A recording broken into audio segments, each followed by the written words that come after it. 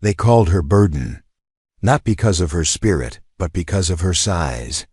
When Chief Running Bear's warriors lost the bloodiest battle in tribal memory, tradition demanded payment. The victorious cavalry wanted land, horses, and one other thing, a woman to serve their scout. What they got was Luna Crow Feather, the chief's daughter who had never learned to be small. What was meant to humiliate the tribe became the beginning of something no one could have predicted. Because sometimes the greatest punishments carry the seeds of the most extraordinary love. Before we jump back in, tell us where you're tuning in from, and if this story touches you, make sure you're subscribed because tomorrow, I've saved something extra special for you.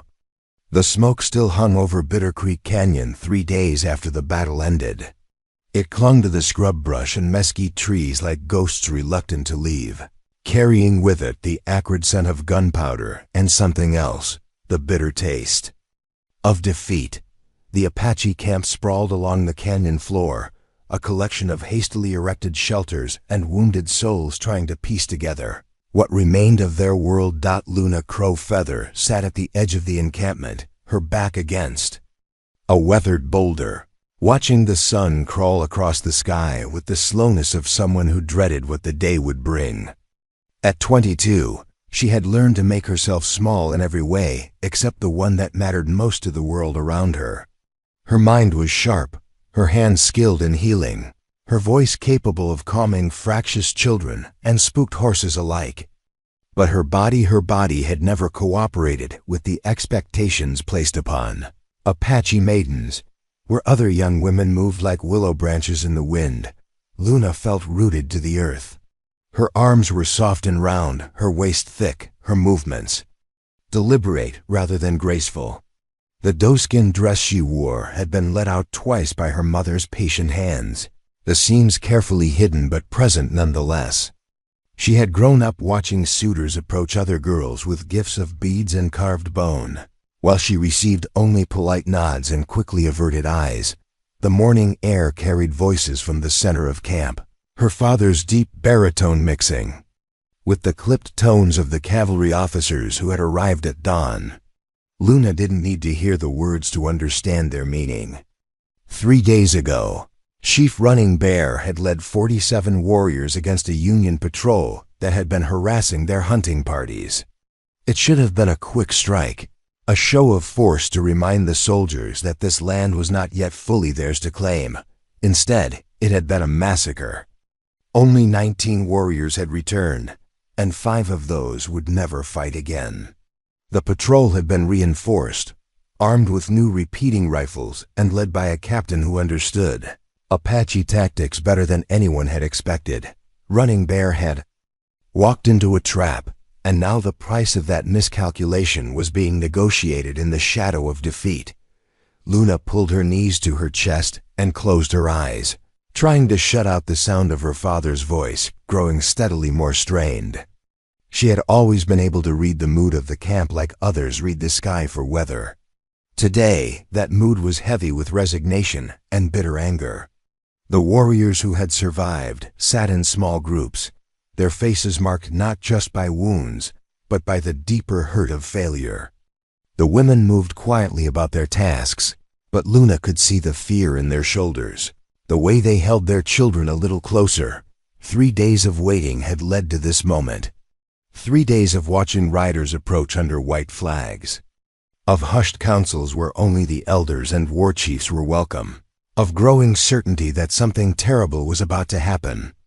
The cavalry had offered terms, but terms always came with prices that cut deeper than bullets.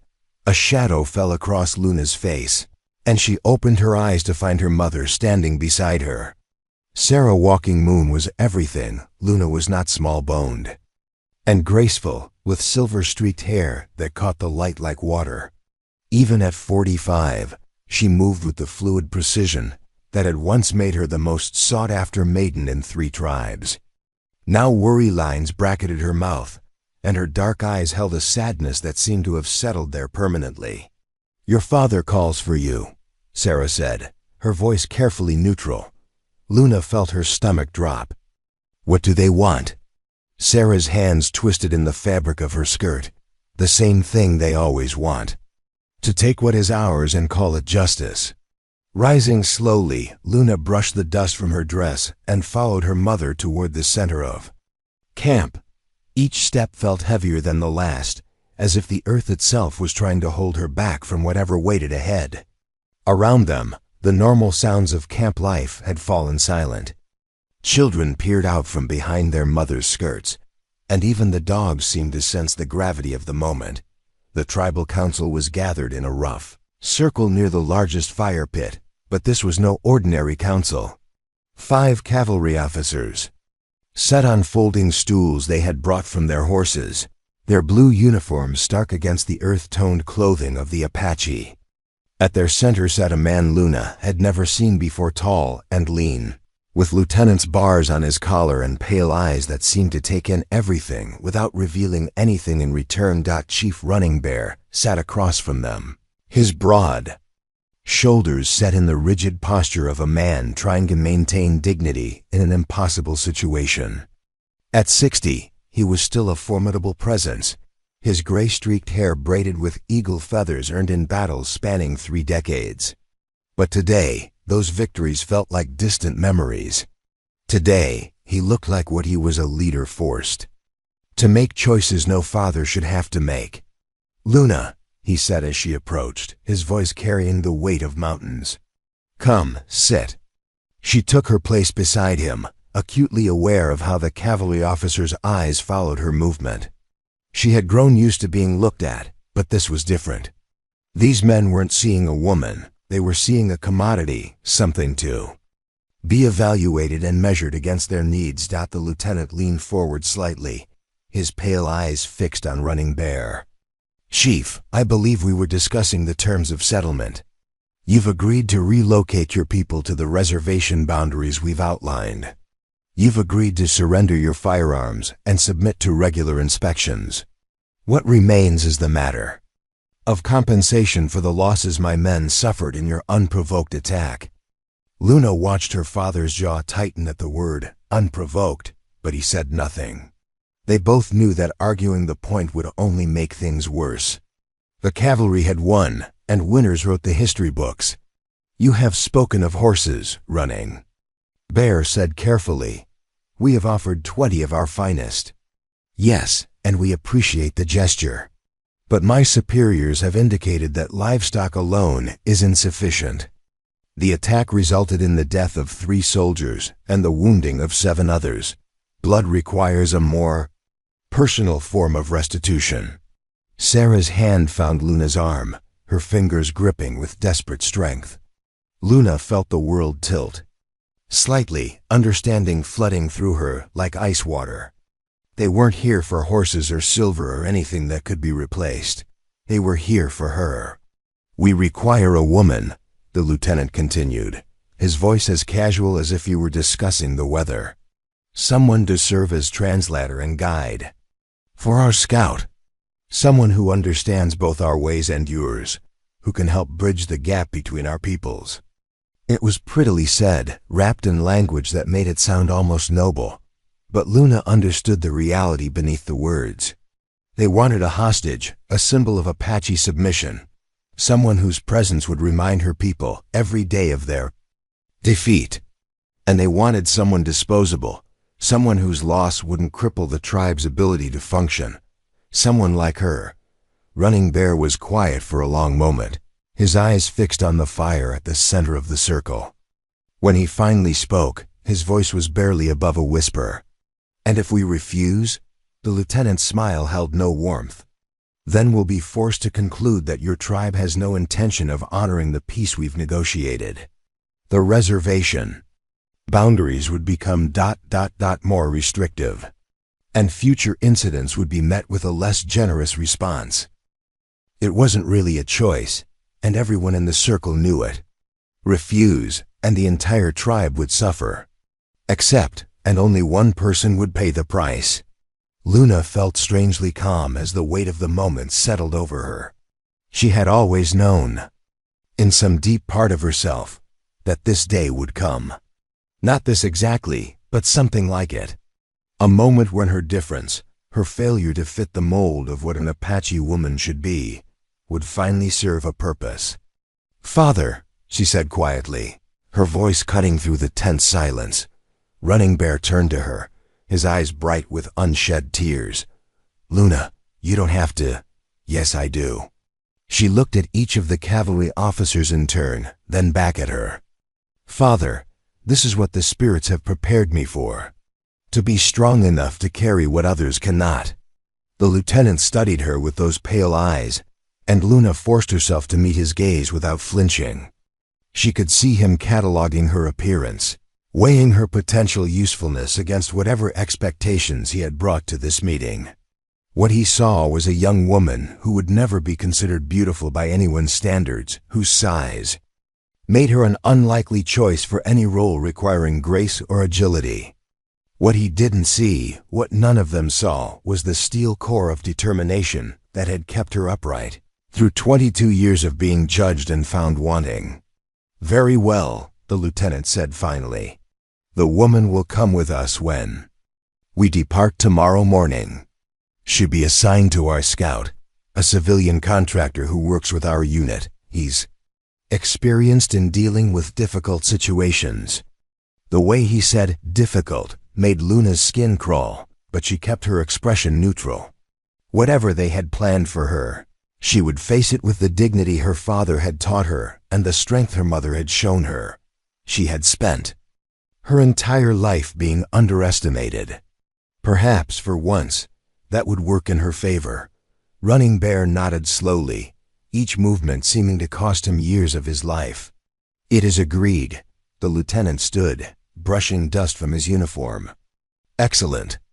We'll expect her to be ready to travel at first light. And Chief," he paused, his voice taking on a harder edge, "any attempt to interfere with this arrangement will be considered an act of war. I trust that's understood." After the cavalry officers had gone, Luna sat with her parents beside their small fire, watching the flames dance in the growing darkness. None of them spoke for a long time. What was there to say? Tomorrow she would leave everything she had ever known to serve as punishment for her father's failure, payment for a debt written in blood and defeat. "I should have seen the trap," Running Bear said finally, his voice hollow. "I should have known." Luna reached over and took his weathered hand in hers. "You did what you thought was right, what you had to do to protect our people, and now you pay the price for my mistake." "No, Father. I pay the price for being born in a time when everything is changing, when the old ways clash with the new. This isn't your fault, it's just ... what is." Preparing and narrating this story took us a lot of time, so if you are enjoying it, subscribe to our channel. It means a lot to us. Now back to the story. Sarah moved closer, wrapping her arms around Luna's shoulders. "You don't have to be brave for us, daughter. You don't have to pretend this doesn't frighten you." Luna leaned into her mother's embrace, breathing in the familiar scent of sage and wood smoke that had always meant home. "I am frightened," she admitted, "but I'm also ... curious. For 22 years, I've been the girl who didn't fit. Maybe it's time to find out what I'm really meant to be." The fire crackled between them, sending sparks up into the star-filled sky. Somewhere in the distance, a coyote called to its mate, the sound lonely and wild and free. Luna closed her eyes and tried to memorize this moment, the warmth of her mother's arms, the solid presence of her father beside her, the sound of her people settling in for what might be their last night in this place.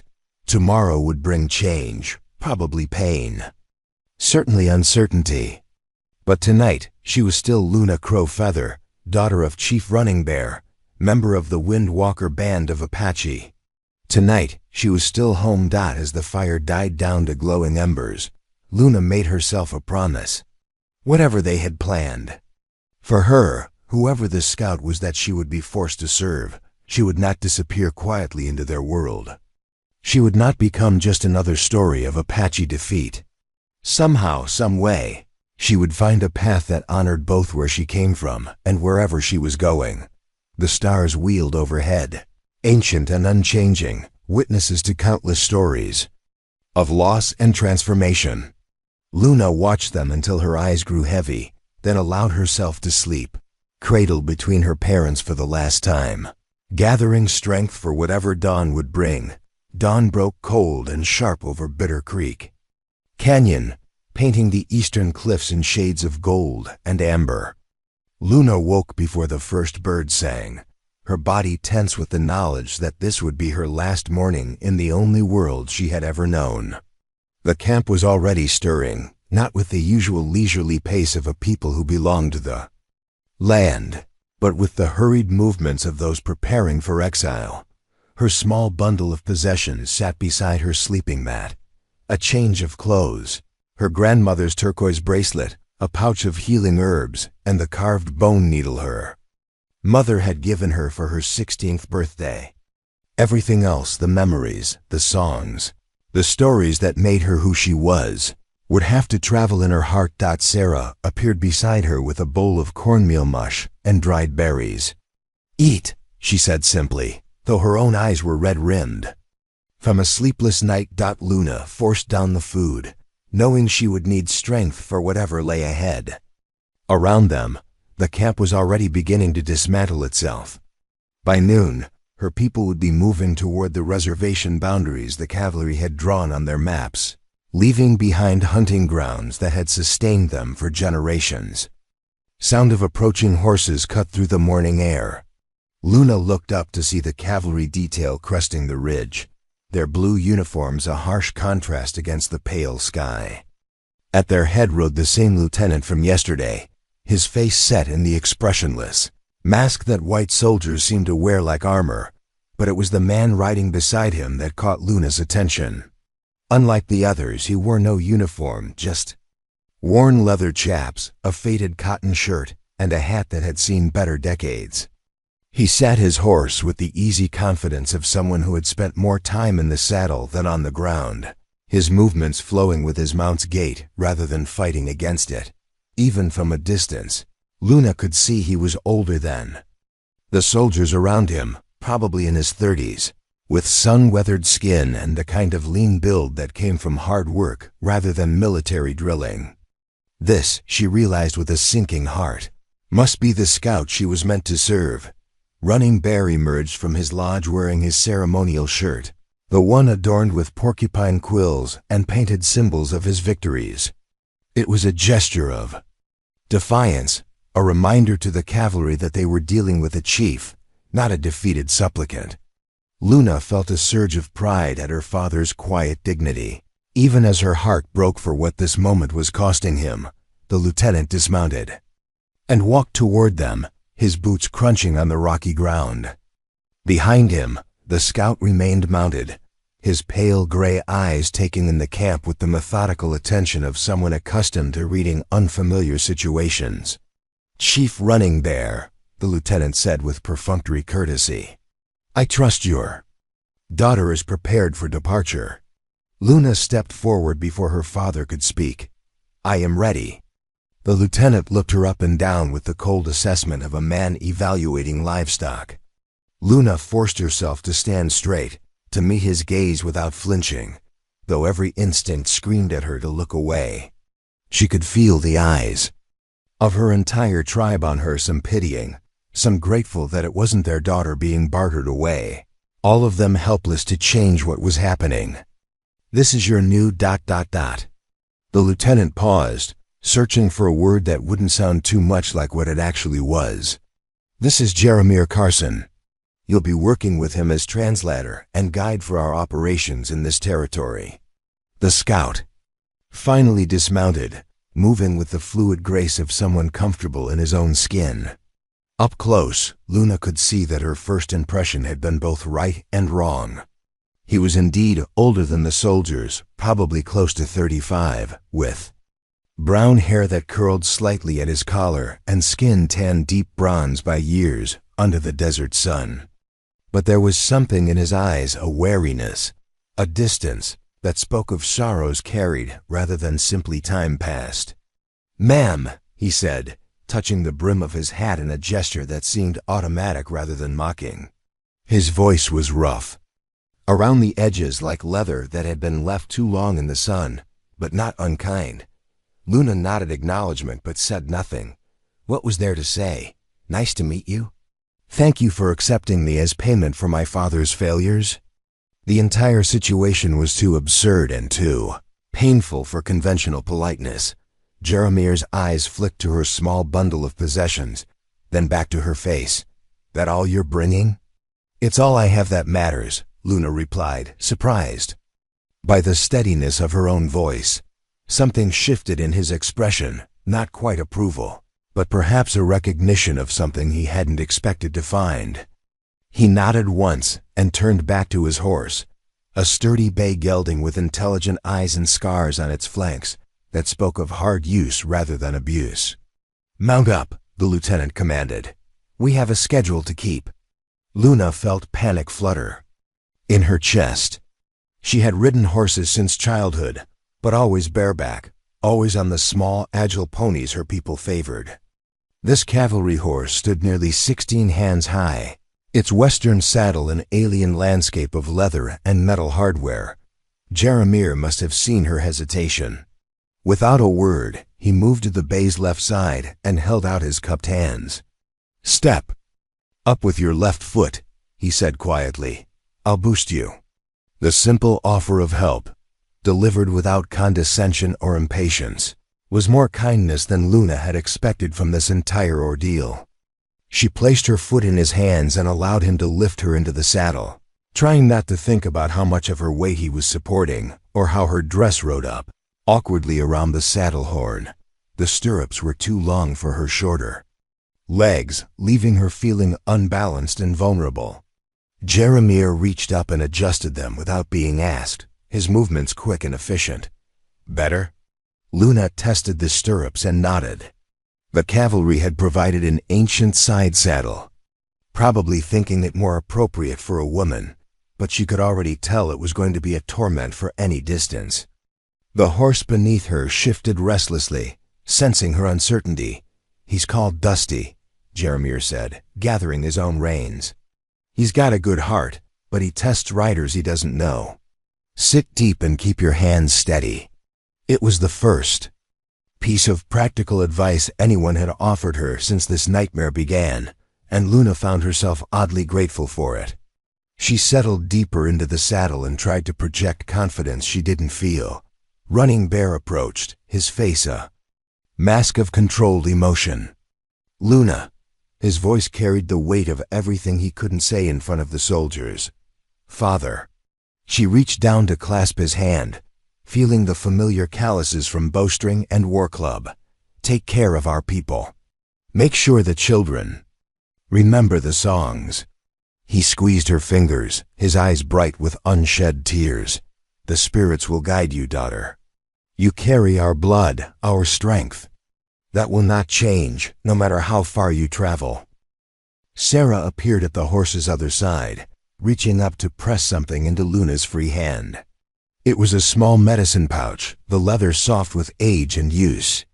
Sage and sweetgrass, she whispered, for cleansing and protection.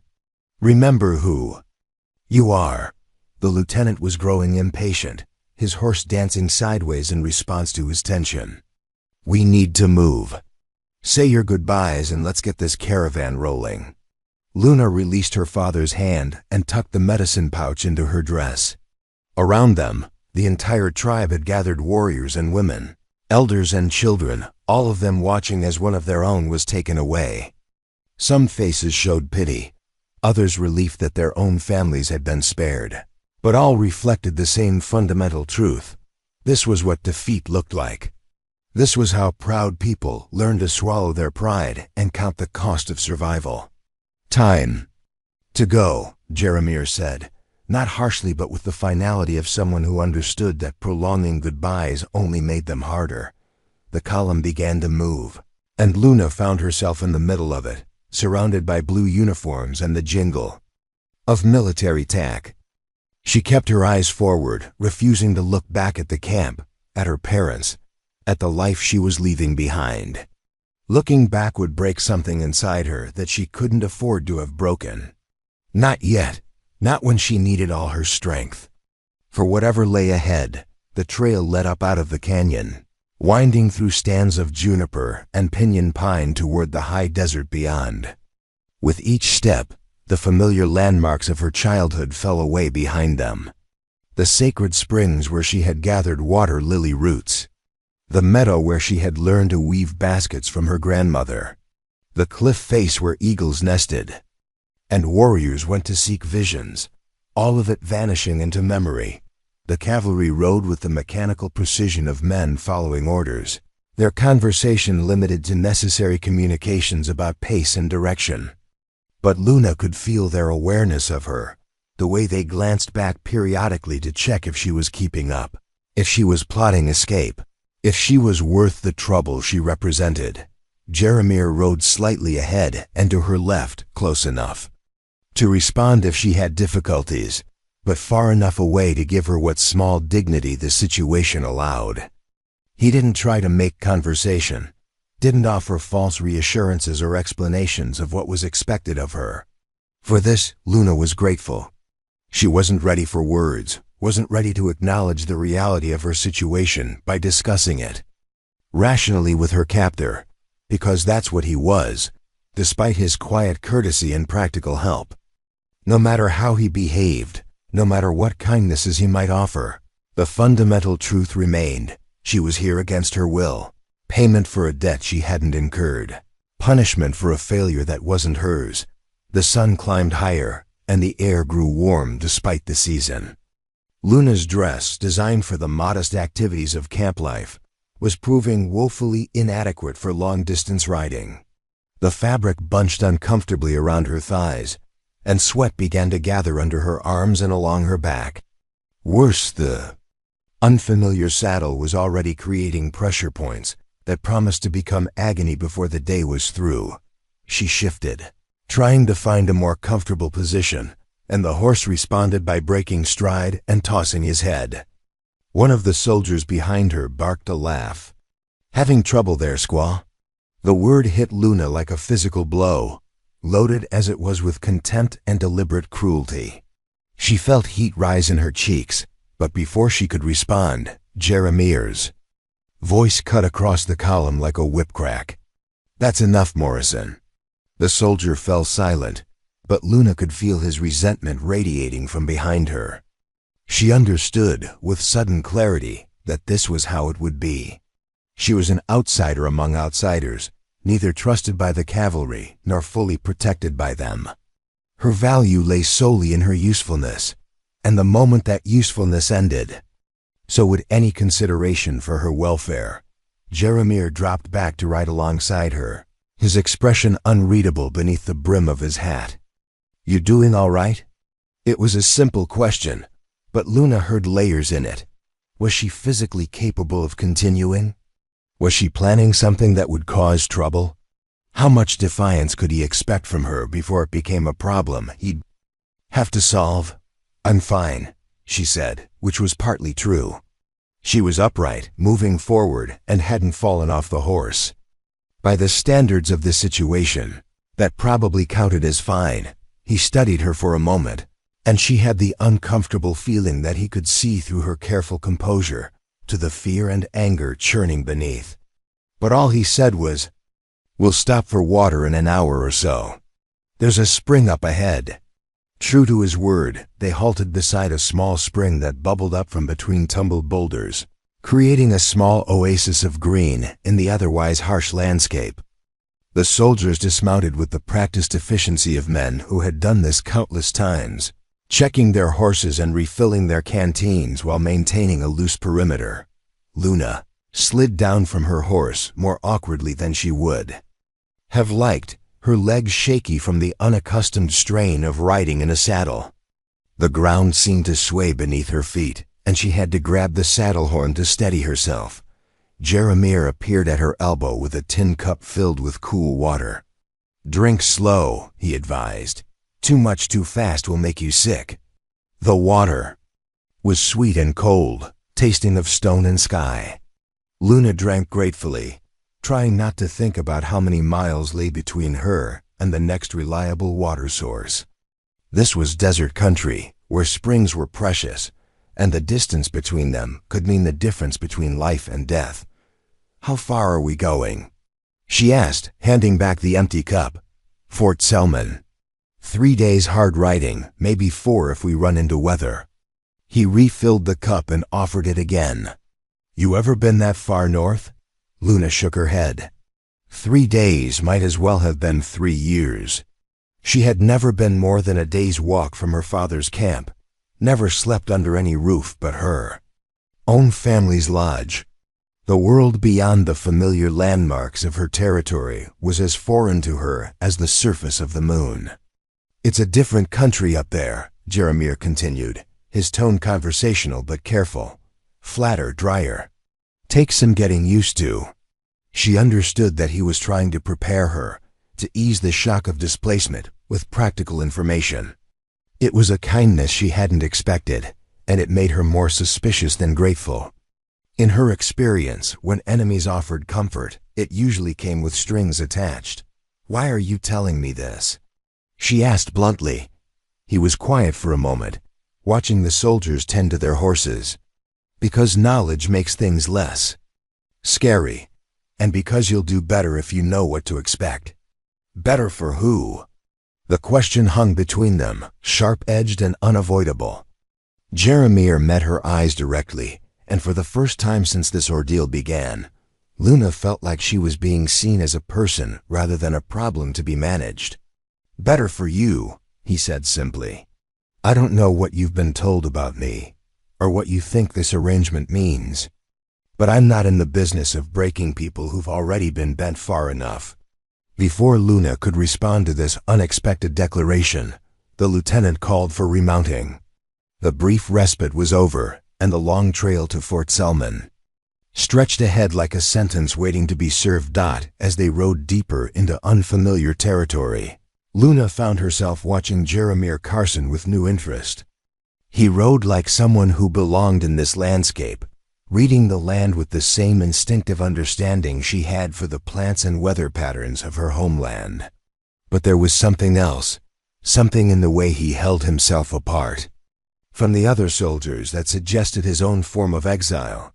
The afternoon wore on, hot and dusty and endless. Luna's initial discomfort graduated to real pain, her back aching from the unaccustomed posture, her thighs burning from gripping the saddle, her dress soaked with sweat and clinging uncomfortably to her skin. But she endured it in silence, unwilling to give the soldiers the satisfaction of seeing her suffer. When they finally made camp that evening beside a dry creek bed, Luna was barely able to dismount without falling.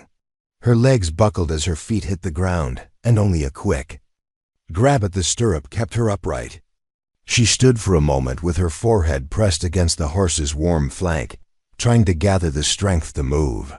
"First day's always the hardest," Jeremiah said behind her. "Tomorrow will be easier." Luna wanted to ask him how he could possibly know that, wanted to point out that everything about this situation was unprecedented in her experience. But she was too tired for anger, too overwhelmed to do anything but focus on putting one foot in front of the other as she helped set up camp. The soldiers had clearly done this before. Within minutes, a fire was blazing, coffee was brewing, and bedrolls were arranged in a defensive circle around the small clearing.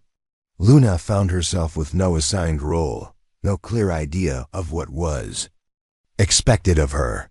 She stood at the edge of the light, uncertain and acutely aware of her otherness. Jeremiah appeared beside her again, carrying 2 tin plates filled with beans and hardtack.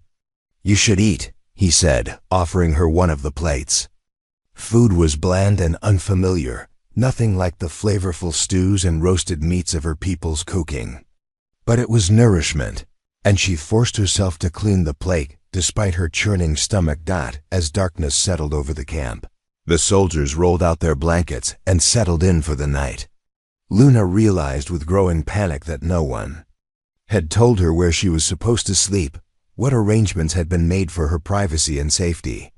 The weight of her vulnerability hit her like a physical blow, a young woman alone among strange men, with no protection but their uncertain goodwill. Jeremiah seemed to read her thoughts. Without a word, he unrolled a second bedroll on the far side of the fire from the soldiers and gestured toward it. "That's yours. I'll be sleeping here." He indicated a spot between her and the others, "so you won't be disturbed." It was a small gesture, but it carried enormous meaning. He was positioning himself as a barrier between her and any potential threat, offering what protection he could within the constraints of their situation. Luna wanted to refuse the kindness, to maintain her distance and her anger, but pragmatism won out over pride. "Thank you," she said quietly. He nodded once and turned away to tend to his own preparations for the night. Luna wrapped herself in the rough wool blanket he had provided and laid down on the hard ground, staring up at stars that looked different in this strange sky. The same constellation she had known all her life, but seen from an alien perspective. That made them seem like strangers. Tomorrow would bring another day of riding toward an unknown destination and an uncertain future. She was further from home than she had ever been, surrounded by people who saw her as little more than a useful object, facing a life that bore no resemblance to anything she had ever imagined for herself.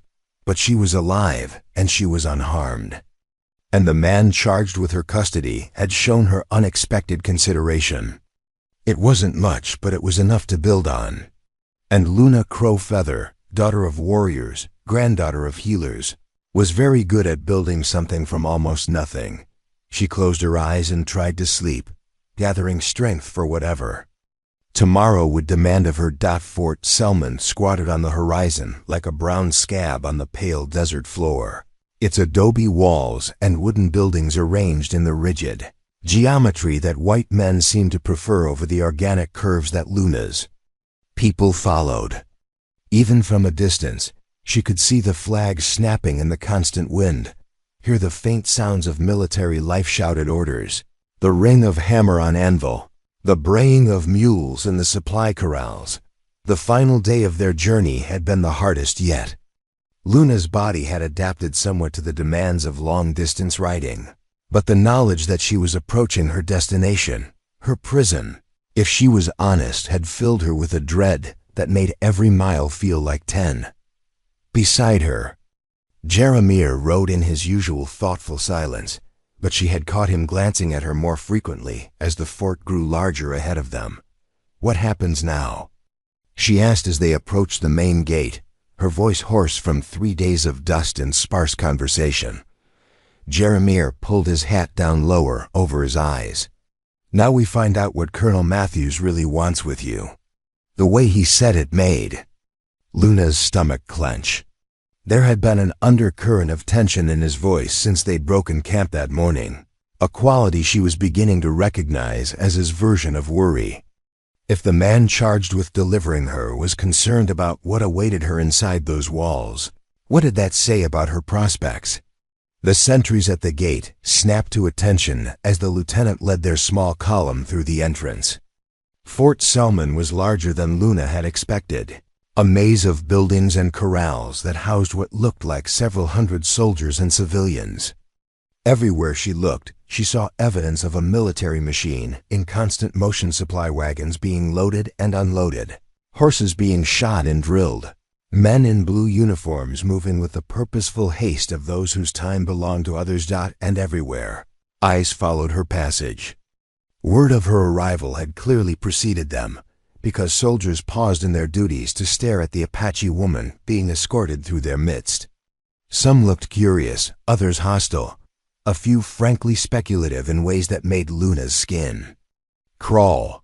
She forced herself to sit straighter in the saddle, to meet their stares with the dignity her father had taught her, even as every instinct screamed at her to make herself small and invisible.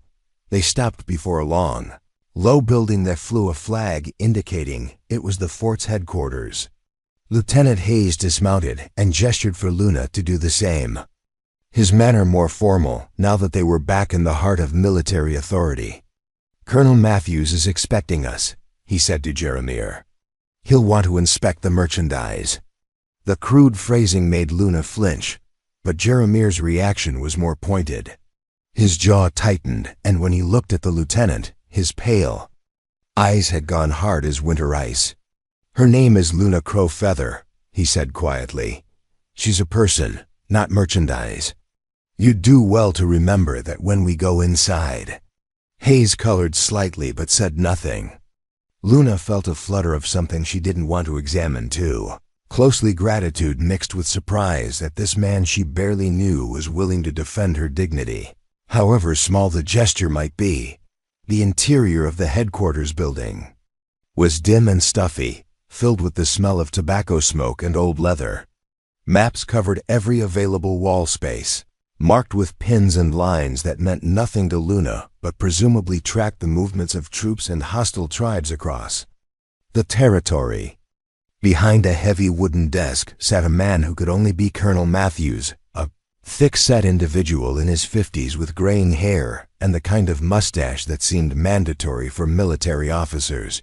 He looked up as they entered, his small eyes moving immediately to Luna with the calculating gaze of someone evaluating a purchase. She felt herself being cataloged and measured, reduced to her component parts and potential uses. "So this is our Apache translator," he said, rising from his chair with the stiff movements of a man who spent too much time behind a desk. "Larger than I expected, but that might actually be useful. Nothing says harmless like a fat squaw." The words hit Luna like physical blows, each one carefully chosen to wound and diminish. She had endured a lifetime of comments about her size, but the casual cruelty in the colonel's voice was something new, the sound of a man who saw her as less than human, undeserving of even basic courtesy. Jeremiah stepped slightly forward, his voice carefully controlled. "Colonel, Miss Crowfeather has traveled hard to get here. Perhaps we could discuss the specifics of her assignment after she's had a chance to rest and clean up." Matthews waved a dismissive hand. "She'll have plenty of time to rest once she understands her duties. I've been dealing with Apache raids for 3 years, Carson, and the one thing I've learned is that they respect strength, not coddling." He walked around the desk to stand directly in front of Luna, close enough that she could smell the whiskey on his breath and see the broken blood vessels in his nose. "You understand English, girl?" "Yes," Luna replied, proud that her voice came out steady.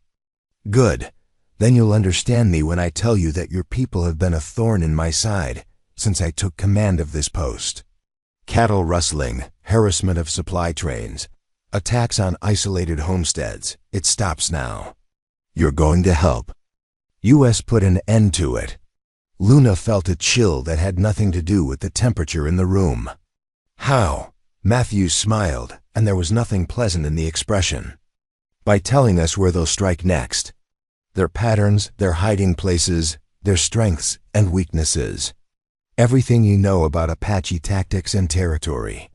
The request, no, the demand was so outrageous that Luna actually laughed.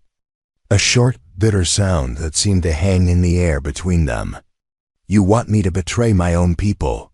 I want you to help bring peace to this territory. Your people lost, girl. The sooner they accept that and submit to reservation life, the better off everyone will be. And if I refuse?" Matthew's smile widened. "Then you'll discover that refusing a direct order from a U.S. Army colonel is considered an act of rebellion. And we deal very harshly with rebels." The threat was clear enough, but Luna found herself thinking of her father's words from what seemed like a lifetime ago. "You carry our blood, our strength. That will not change, no matter how far you travel." She straightened her shoulders and looked the colonel directly in the eye. "I will not betray my people," she said firmly. "Not now, not ever." The silence that followed was deafening. Matthews' face flushed red above his collar, and Luna could see him struggling with the urge to strike her. Beside her, she felt rather than saw Jeremiah tense, ready to intervene if the situation escalated. "We'll see about that," Matthews said finally, his voice low and dangerous. "Carson, get her settled in the women's quarters. Tomorrow we'll begin her education in the realities of her situation." Jeremiah nodded curtly and gestured toward the door. Luna followed him outside, her heart pounding but her head held high. She had drawn her line in the sand, made her position clear. Whatever came next, she would face it knowing that she hadn't betrayed herself in the first crucial test. The women's quarters turned out to be a single room attached to the fort's laundry, furnished with 4 narrow bunks and a washstand that had seen better decades. 2 of the bunks were already occupied by personal belongings, and Luna deduced that she would be sharing space with the fort's other female residents, probably laundresses or the wives of enlisted men. Jeremiah set her small bundle on one of the empty bunks and turned to face her, his expression troubled. "That didn't go the way I hoped it would. What did you expect?" Luna asked, sinking down onto the thin mattress. The events of the past hour had drained her more thoroughly than the 3-day ride. That he would welcome me with open arms and ask politely for my help? "I expected him to be smarter about it," Jeremiah replied bluntly. "Matthews has a reputation for getting results, but he's not known for subtlety. I was hoping he'd take more time to ease you into the situation." Luna looked at him with new interest. "You've been thinking about this? About how to handle me?" He had the grace to look slightly embarrassed. "It's my job to make sure you're useful to the Army. That's easier to do if you're cooperative rather than hostile.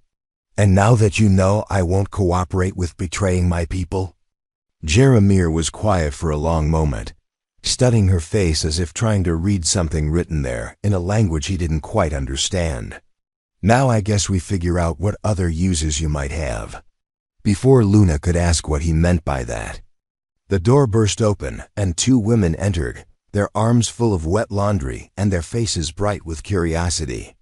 The first was a small, wiry woman in her 40s with prematurely gray hair and hands stained permanently brown from lye soap. The second was younger, perhaps Luna's own age, with the kind of pale skin that burned rather than tanned and eyes the color of winter sky. "Well, I'll be," the older woman said, setting down her basket and wiping her hands on her apron. "You must be our new resident. I'm Martha Kellerman, and this here's Katie O'Brien. We run the laundry and mending for the fort." Luna stood, uncertain of the protocol for this situation. Were these women her equals, her superiors, or fellow prisoners? The dynamics of fort life were as foreign to her as the language of the stars. "I'm Luna Crowfeather," she said carefully. Katie stepped forward with a shy smile. "We heard you were coming. Been quite the talk around the fort, I can tell you. First Apache woman anyone's seen inside these walls in, well, ever, I suppose." "Katie," Martha said with a warning tone, but not unkindly, "mind your manners." Jeremiah touched the brim of his hat. "I'll leave you ladies to get acquainted. Luna, someone will come for you in the morning." After he left, Luna found herself alone with the 2 white women, all of them seemingly unsure how to navigate this unprecedented situation. Martha broke the awkward silence first. "You hungry, dear? We've got some stew left over from dinner, and you look like you could use a good meal." The simple kindness in her voice nearly undid Luna's carefully maintained composure.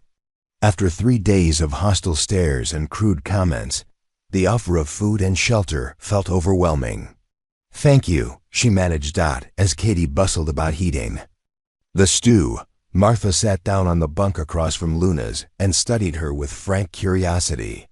"So what's your story, if you don't mind me asking? How does an Apache woman end up as a guest of the U.S. Army?" Luna considered how much to reveal, how much these women could be trusted with the truth of her situation. Finally, she decided that lies would be more trouble than they were worth. "My father's war party lost a battle.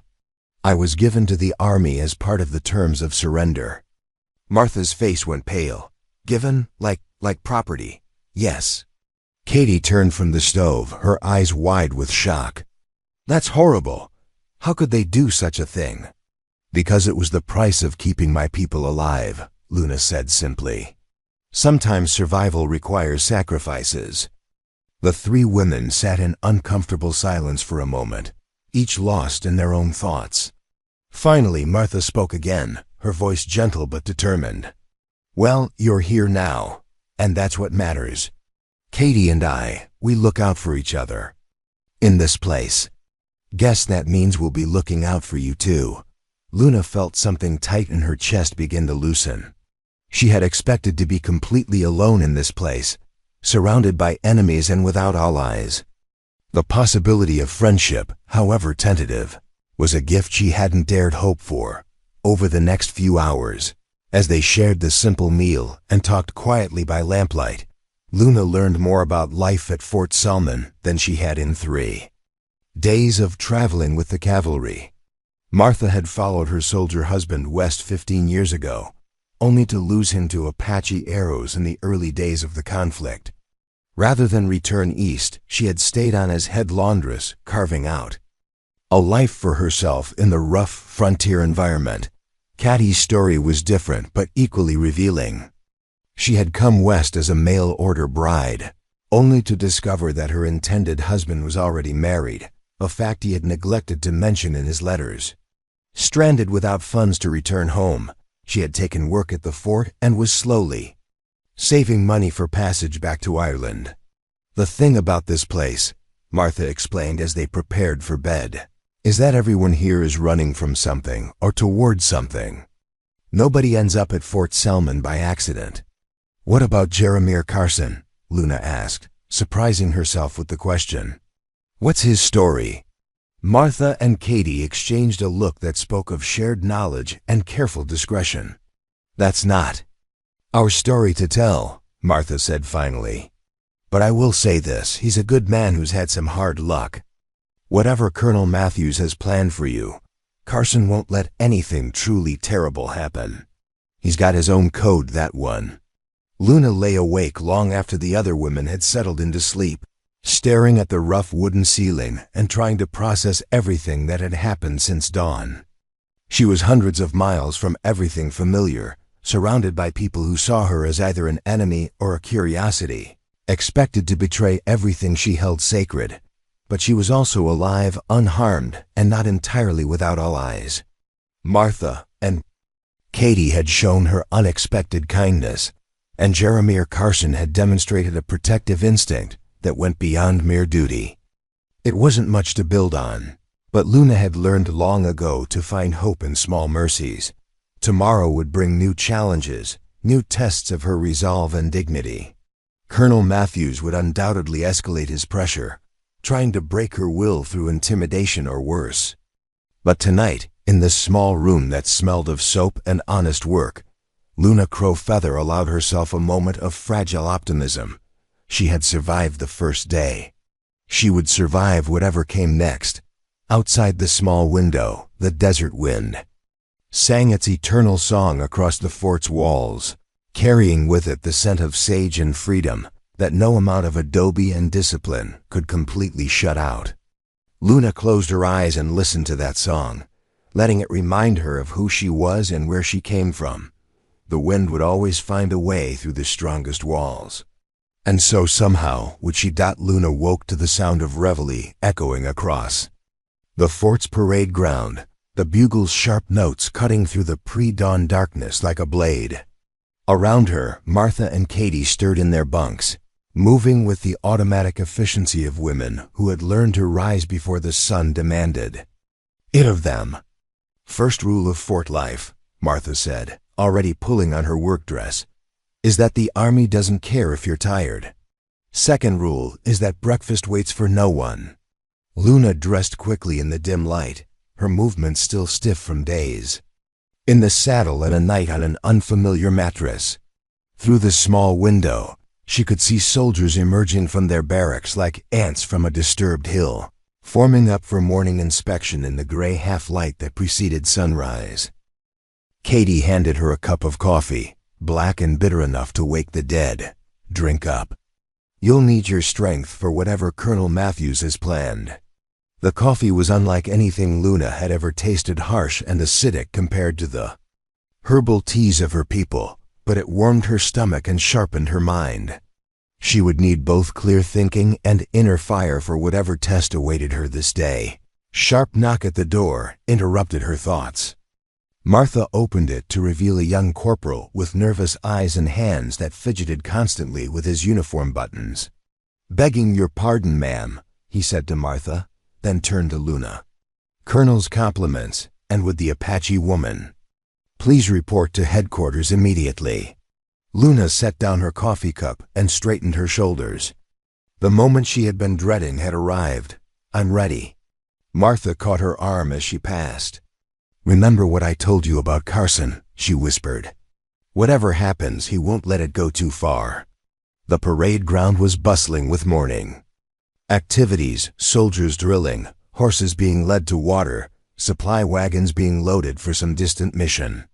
Luna walked through it all with her head high, ignoring the stares and whispered comments that followed in her wake. She had learned long ago that dignity was a choice, not a circumstance, and she chose it now with deliberate defiance.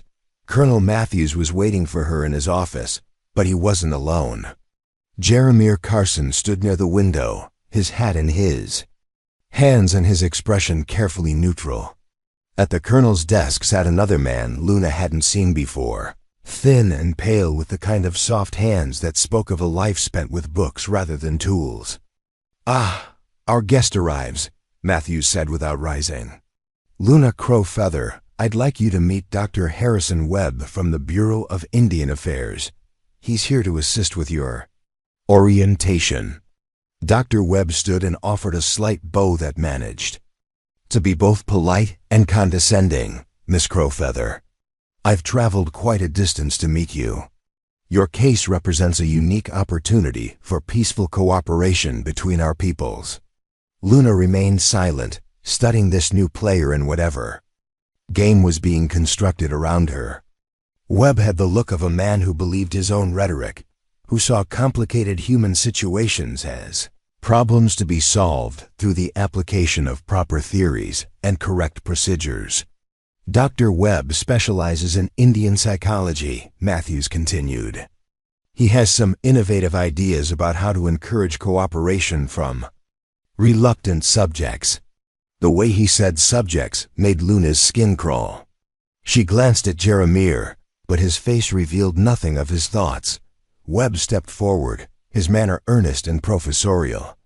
"Miss Crowfeather, I want you to understand that I'm here as your advocate.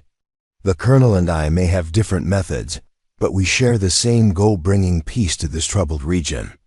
"Through betrayal of my people," Luna said flatly. "Through understanding," Webb corrected gently. "You see, the Apache way of life is incompatible with the progress of civilization. This isn't a judgment, it's simply a fact. Your people are clinging to patterns that can only lead to their destruction. By helping us understand those patterns, you can actually save Apache lives." Luna had to admire the man's skill. He had taken Matthew's crude demand for intelligence and wrapped it in the language of salvation and progress. But the core remained the same. They wanted her to become a weapon against her own people. "And if I refuse to provide this understanding?" Webb's expression grew troubled, as if her resistance was a puzzle he couldn't quite solve. "Then I'm afraid you'll be confirming the very stereotypes about Apache intractability that make military solutions seem necessary. Surely you can see that cooperation is in everyone's best interest." Matthews leaned back in his chair, clearly enjoying the performance. "Dr. Webb has prepared a series of questions about Apache tribal structure, seasonal movements, traditional gathering places. Simple information that could help us avoid future conflicts." They handed her a sheaf of papers covered with neat handwriting. Luna glanced at the first page and felt her stomach clench. The questions were far from simple. They asked for detailed intelligence about water sources, winter camps, clan relationships, and warrior societies. Information that could be used to track, corner, and destroy any Apache band that chose to resist reservation life. "I won't answer these," she said, setting the papers back on Matthew's desk. "I think you will," the colonel replied, his voice hardening. Because the alternative is far less pleasant than you might imagine. Webb raised a placating hand. Colonel, please. Miss Crowfeather, perhaps you need time to consider the full implications of your situation. You're hundreds of miles from your people, completely dependent on our goodwill for your survival. Surely a woman of your intelligence can see the wisdom of accommodation. Luna looked from Webb to Matthews to Jeremiah, reading the dynamics between them. Webb was the velvet glove, Matthews the iron fist, and Jeremiah was something else entirely. A wild card whose true loyalties remained hidden. I need to think, she said finally. Matthews smiled coldly. By all means, take all the time you need. Carson escorts Miss Crowfeather back to her quarters. And make sure she understands the consequences of any foolish decisions. The walk back to the women's quarters passed in tense silence. Luna could feel Jeremiah's presence beside her like a storm-gathering force, but he said nothing until they were out of earshot of the other soldiers. That was stupid, he said bluntly. Luna stopped walking and turned to face him. Excuse me? Refusing. Outright like that. You've backed yourself into a corner with no way out. I won't betray my people, Luna said firmly. Not for my comfort, not for my safety, not for anything. And what happens to your people when Matthews gets tired of waiting and decides to make an example of you? You think your death will inspire them, or just give him an excuse to be even harsher with the next Apache prisoners? The question hit harder than Luna expected, because she hadn't considered it from that angle. She had been thinking like a daughter, like a member of the tribe, but not like a strategist. Her martyrdom might actually make things worse for the people she was trying to protect. What would you have me do? She asked. Jeremiah resumed walking, his pace slower now, more thoughtful. Answer some of the questions. Not the important ones, but enough to keep them satisfied. Give them information they already know, or things. That won't matter in 6 months. You're asking me to lie. I'm asking you to survive. There's a difference. They had reached the laundry building, but instead of going inside, Jeremiah led her around to the back where they could speak more privately. The morning sun was climbing higher, casting sharp shadows across the desert floor and painting the distant mountains in shades of gold and purple. Why do you care? Luna asked. What difference does it make to you whether I live or die? Jeremiah was quiet for a long moment, his eyes fixed on the horizon. When he finally spoke, his voice carried a weight of old pain that Luna hadn't heard before. Because I've seen what happens when good people get ground up in other people's wars. And because ... Bull quotes, he paused, seeming to wrestle with something. Because maybe I'm tired of being part of the machine that does the grinding. Before Luna could respond to this unexpected confession, the door to the laundry building burst open and Katie came running out, her face flushed with excitement and worry. Luna, thank goodness you're back. Martha had an accident, fell down the stairs carrying a load of wet uniforms. She's asking for you. They found Martha sitting on her bunk, her right ankle wrapped in torn cloth and her face pale with pain. She looked up as Luna entered, managing a weak smile. Clumsy old fool. That's what I am. 30 years of carrying laundry up and down those stairs, and now I go and twist my ankle like a green girl.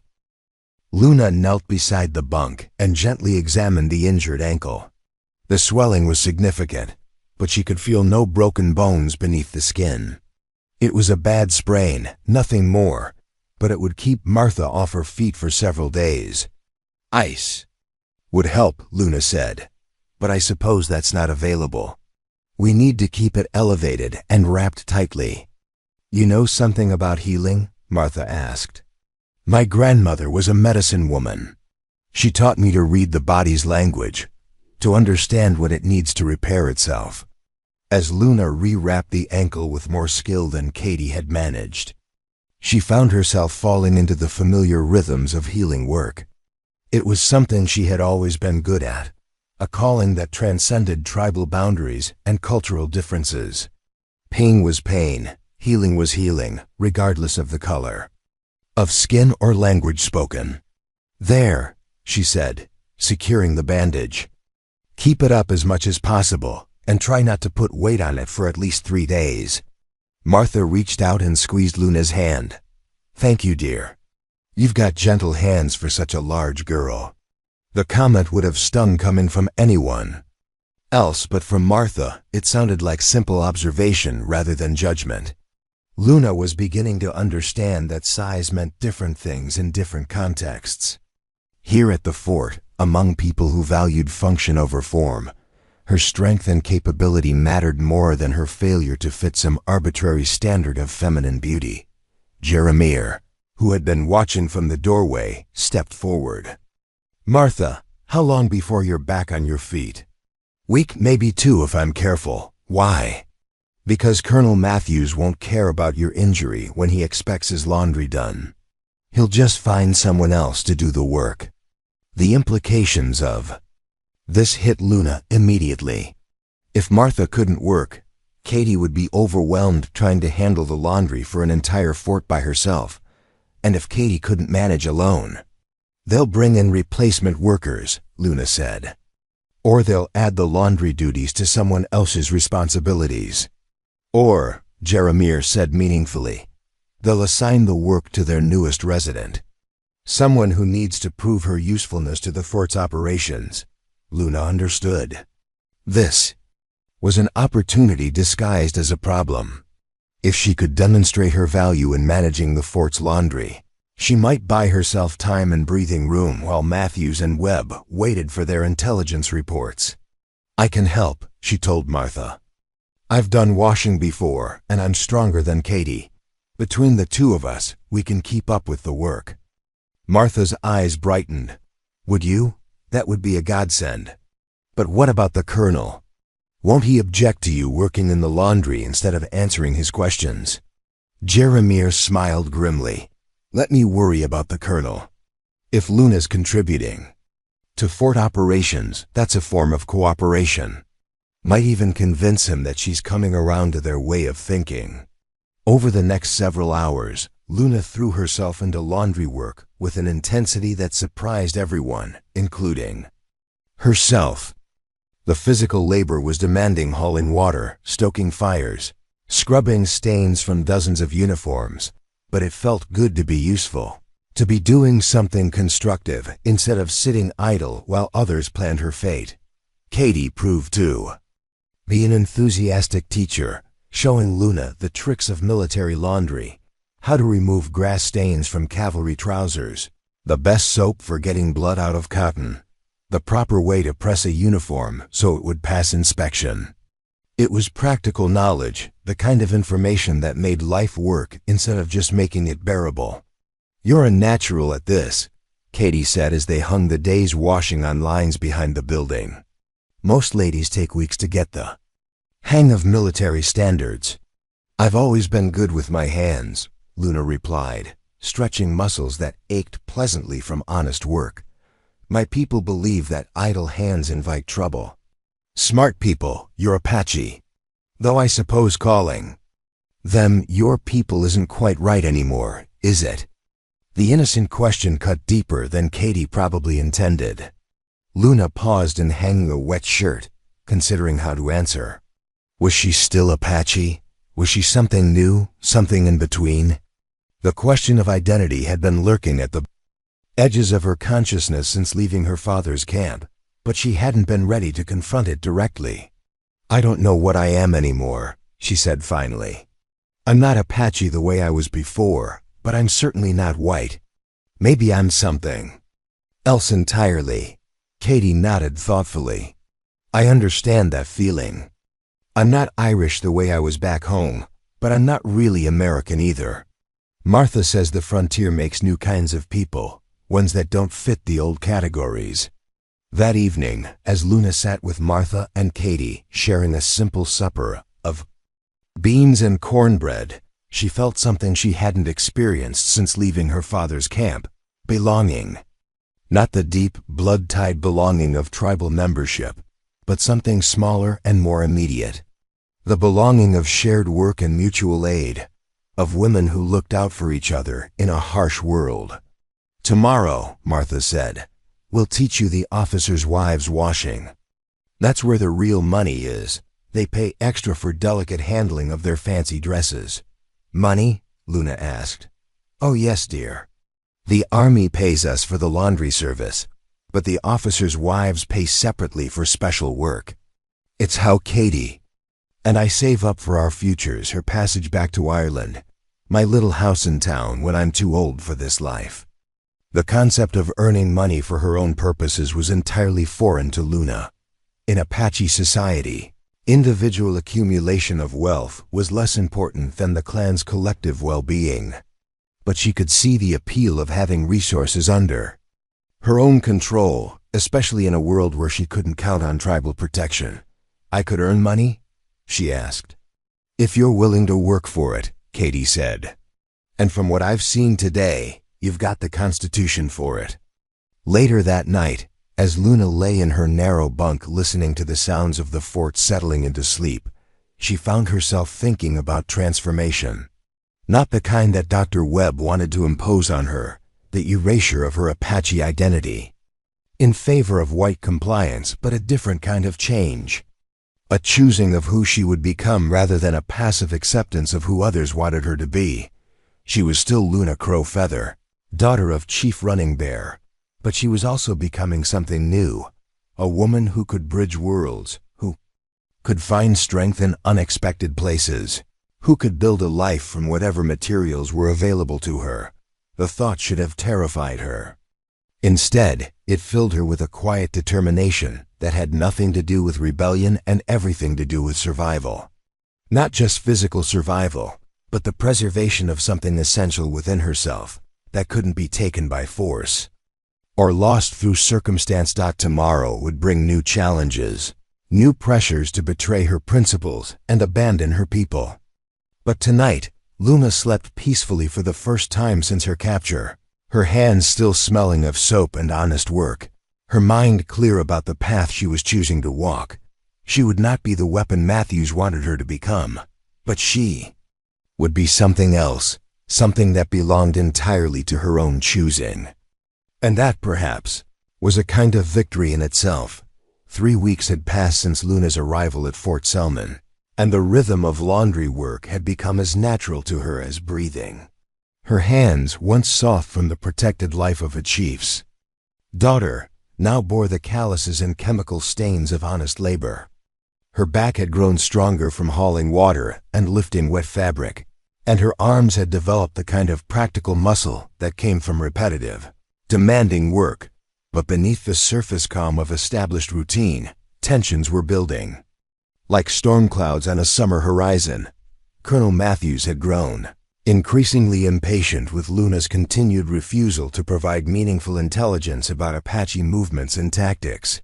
Each day brought new requests for information, delivered through Dr. Webb's careful psychological manipulation or Matthews' more direct threats. Each day, Luna found new ways to deflect, delay, or provide information so general as to be useless. It was a dangerous game, and everyone involved knew it. The morning that would change everything began like any other. Luna rose before dawn, helped Martha to the washstand despite the older woman's protesting that her ankle was nearly healed, and began the daily ritual of heating water and sorting the previous day's collection of soiled uniforms. She was scrubbing a particularly stubborn grass stain from a cavalry officer's trousers when Jeremiah appeared in the doorway of the laundry building. His face was grim, and he held his hat in both hands like a man delivering bad news.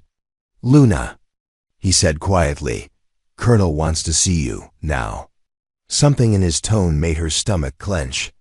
This wasn't another routine interrogation. Something had happened. "What's wrong?" Martha asked, looking up from the mending she was doing while keeping her ankle elevated. "Apache raid last night," Jeremiah said shortly. "Hit a homestead about 20 miles south of here. Family of 4 dead, including 2 children. Luna felt the blood drain from her face.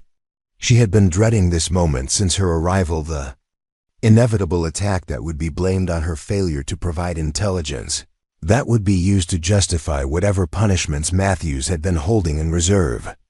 "That's not my fault," she said, but her voice lacked conviction even to her own ears. "Tell that to the colonel," Jeremiah replied grimly. The walk to headquarters felt like a funeral march. Soldiers who had grown accustomed to Luna's presence now stared at her with renewed hostility, their faces reflecting the kind of anger that follows tragedy and demands someone to blame.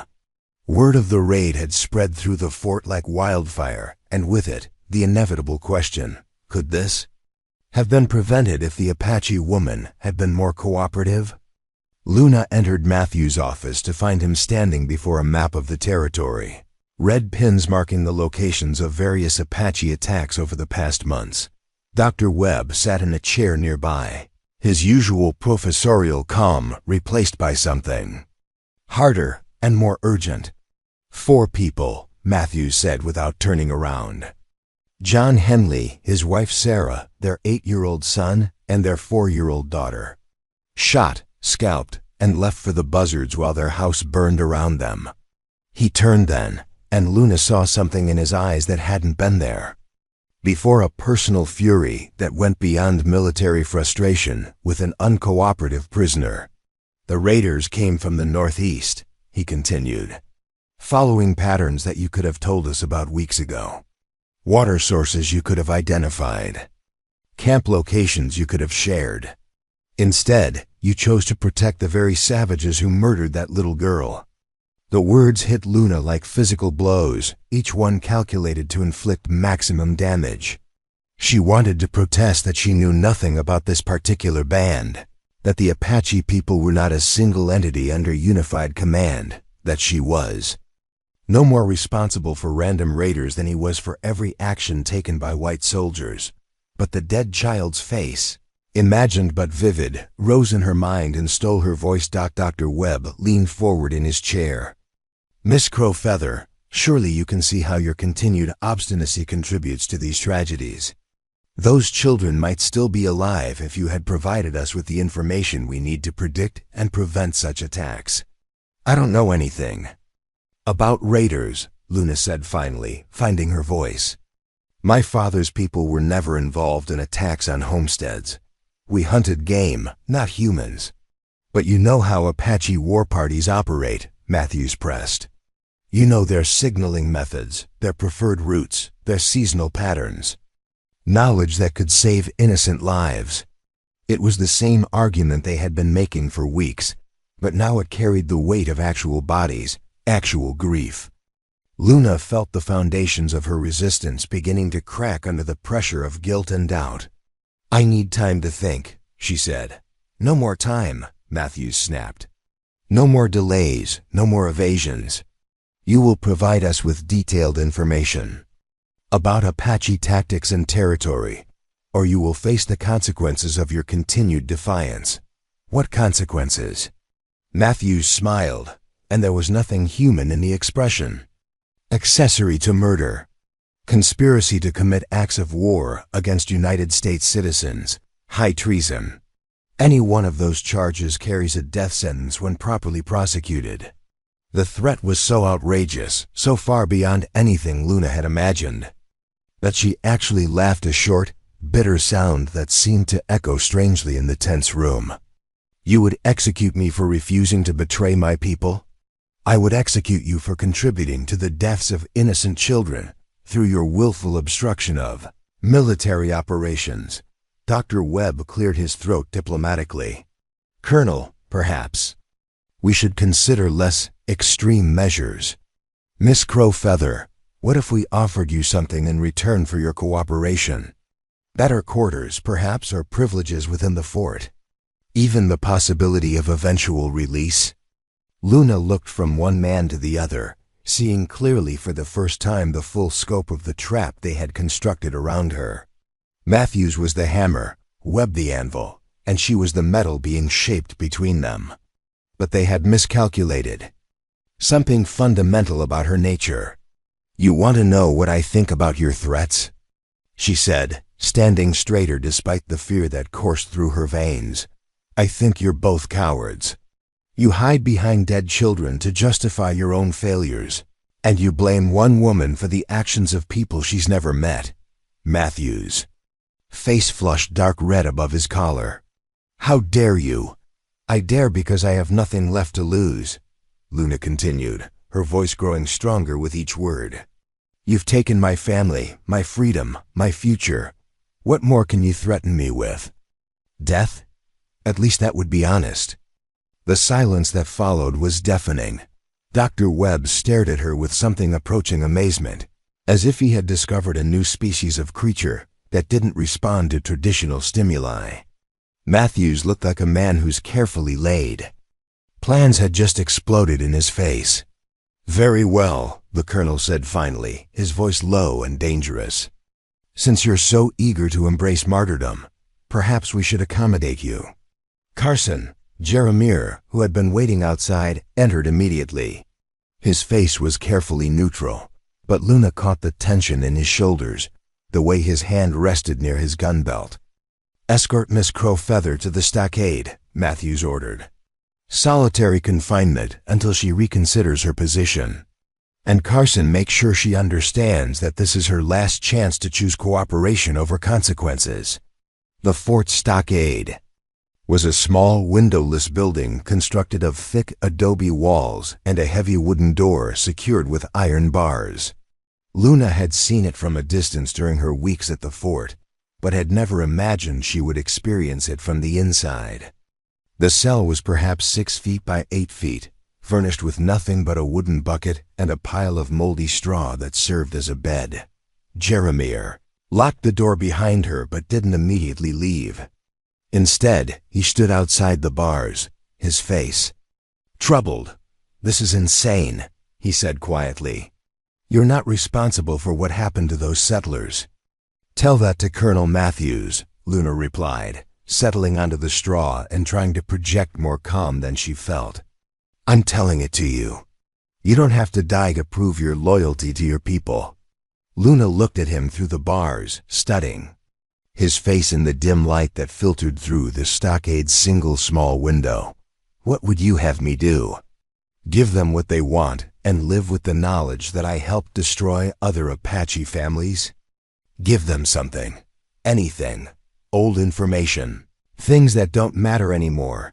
Details about bands that have already been captured or moved to reservations. You're asking me to lie. I'm asking you to survive. There was something in his voice, an urgency that went beyond mere concern for a prisoner under his care. Luna found herself studying him more carefully, noting details she had overlooked before. The way he wore his gun like someone who had used it in anger. The scars on his hands that spoke of hard living and harder choices. The careful distance he maintained from the other soldiers, as if he didn't quite belong among them. Why do you care? She asked. What is it to you whether I live or die? Jeremiah was quiet for a long moment, his eyes fixed on something beyond the stockade walls. When he finally spoke, his voice carried the weight of old pain and older regrets. Because 5 years ago, I was part of a patrol that attacked an Apache village.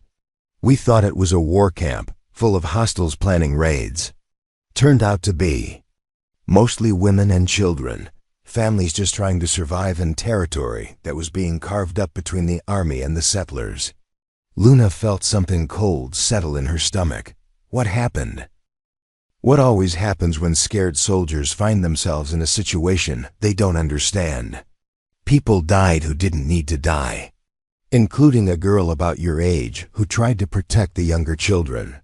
The confession hung between them like smoke from a bitter fire. Luna could see the guilt in his shoulders, the way he carried the memory like a physical weight. Her name was Small Bird, he continued.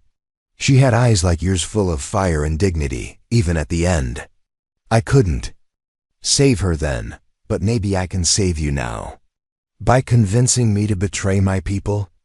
By convincing you that staying alive is sometimes more important than staying pure. Small Bird died for her principles, and it didn't save a single one of those children. Sometimes compromise is the only victory that matters. Luna considered, his words in the growing darkness of her cell. Outside, she could hear the normal sounds of fort life continuing, soldiers calling to each other, horses being led to water, the evening bugle marking the end of another day. Life going on as if her world hadn't just been turned upside down. "I need to think," she said finally. Jeremiah nodded and turned to leave, then paused. "Luna, for what it's worth, I think you're the bravest person I've ever met. But sometimes, being brave means knowing when to bend instead of break." After he left, Luna sat in the darkness and tried to make sense of the impossible situation she found herself in. Matthews would carry out his threats, she had no doubt about that. The colonel was a man who valued control above all else, and her defiance had become a direct challenge to his authority. Dr. Webb would support whatever course of action promised to advance his theories about Apache psychology and white superiority. But Jeremiah's story had shaken something loose in her thinking. The girl he described, Small Bird, had died protecting children who were probably killed anyway. Her sacrifice had been noble, but ultimately meaningless in practical terms. The only result had been one more Apache death in a long catalog of violence and loss. Was that the fate Luna was choosing for herself? A heroic but pointless death that would change nothing and save no one? As the hours passed and the fort settled into sleep around her, Luna found herself thinking not about grand principles or tribal loyalty, but about smaller things. Martha's kindness in welcoming a stranger. Katie's shy friendship and patient teaching. The satisfaction of useful work and earned wages. The possibility that somewhere in this harsh new world, she might carve out a life that honored both where she came from and where she was going. By morning, Luna Crow Feather had made her decision. It wasn't the choice her father would have expected, or the one her grandmother would have understood. But it was hers, made with full knowledge of its costs and its possibilities. When Jeremiah returned at dawn with a tin cup of water and a chunk of hard bread, he found her waiting by the cell door, her face calm and resolved. "I'll talk to Colonel Matthews," she said simply, "but I have conditions." Jeremiah's face showed relief mixed with something that might have been pride. "What kind of conditions?" "I want to continue working in the laundry. I want to keep earning wages for myself. And I want a promise that the information I provide will be used to avoid conflicts, not create them." "Luna, those are my terms," she said firmly. "I'll give them what they need to know, but I won't become a weapon pointed at my own people's hearts." Jeremiah nodded slowly. "I'll see what I can do." As he walked away to arrange her meeting with the colonel, Luna remained standing by the cell door, looking out through the bars at the desert beyond the fort's walls. Somewhere out there, Apache families were living and moving and trying to survive in a world that was changing too fast for anyone to understand completely. She couldn't save them all. She couldn't preserve the old ways or prevent the inevitable collision between tradition and progress. But maybe, if she was very careful and very smart, she could help save some of them. Not through heroic resistance, but through the harder path of strategic compromise. It wasn't the story she had expected to live, but it was the story that circumstances had given her, and Luna Crow Feather had always been good at making the best of what she had to work with. The sun was rising over the eastern mountains, painting the sky in shades of gold and red. A new day was beginning, and with it, a new chapter in the long, complicated story of survival and adaptation that defined life on the frontier. Luna was ready to write her part of that story, one careful word at a time. The meeting with Colonel Matthews took place 2 hours after sunrise, when the fort was fully awake and bustling with morning activities. Luna had been escorted from the stockade back to headquarters, where she found the colonel waiting with Dr. Webb and a stenographer she hadn't seen before, a nervous young man with ink-stained fingers who was there to record whatever intelligence she might provide. Matthews looked like he had slept poorly, his uniform rumpled and his eyes bloodshot. The raid had clearly affected him more than his professional demeanor suggested, and Luna realized that his threats the previous day had been born as much from genuine anguish as from calculated pressure. "I understand you've reconsidered your position," he said without preamble. "I have conditions," Luna replied, settling into the chair across from his desk with more confidence than she felt. Dr. Webb leaned forward eagerly. Of course. What kind of accommodations are you seeking?" Luna had spent her hours in the stockade, carefully planning this conversation, thinking through every possible angle and objection. She knew she would only get one chance to negotiate terms that she could live with. "First, I continue working in the laundry with Martha and Katie. That work gives me purpose and income, and I won't give it up." Matthews frowned. "You're hardly in a position to make demands about your daily schedule." "It's not a demand, it's a condition. You want my cooperation, that's part of the price." "And the other conditions?" Dr. Webb asked, his voice carefully neutral. "Second, the information I provide will be used defensively, not offensively. I'll tell you about Apache water sources and seasonal patterns, so you can avoid conflicts, not so you can hunt them down. How would you know how we use intelligence?" Matthews asked suspiciously. "Because I'll be part of the planning process.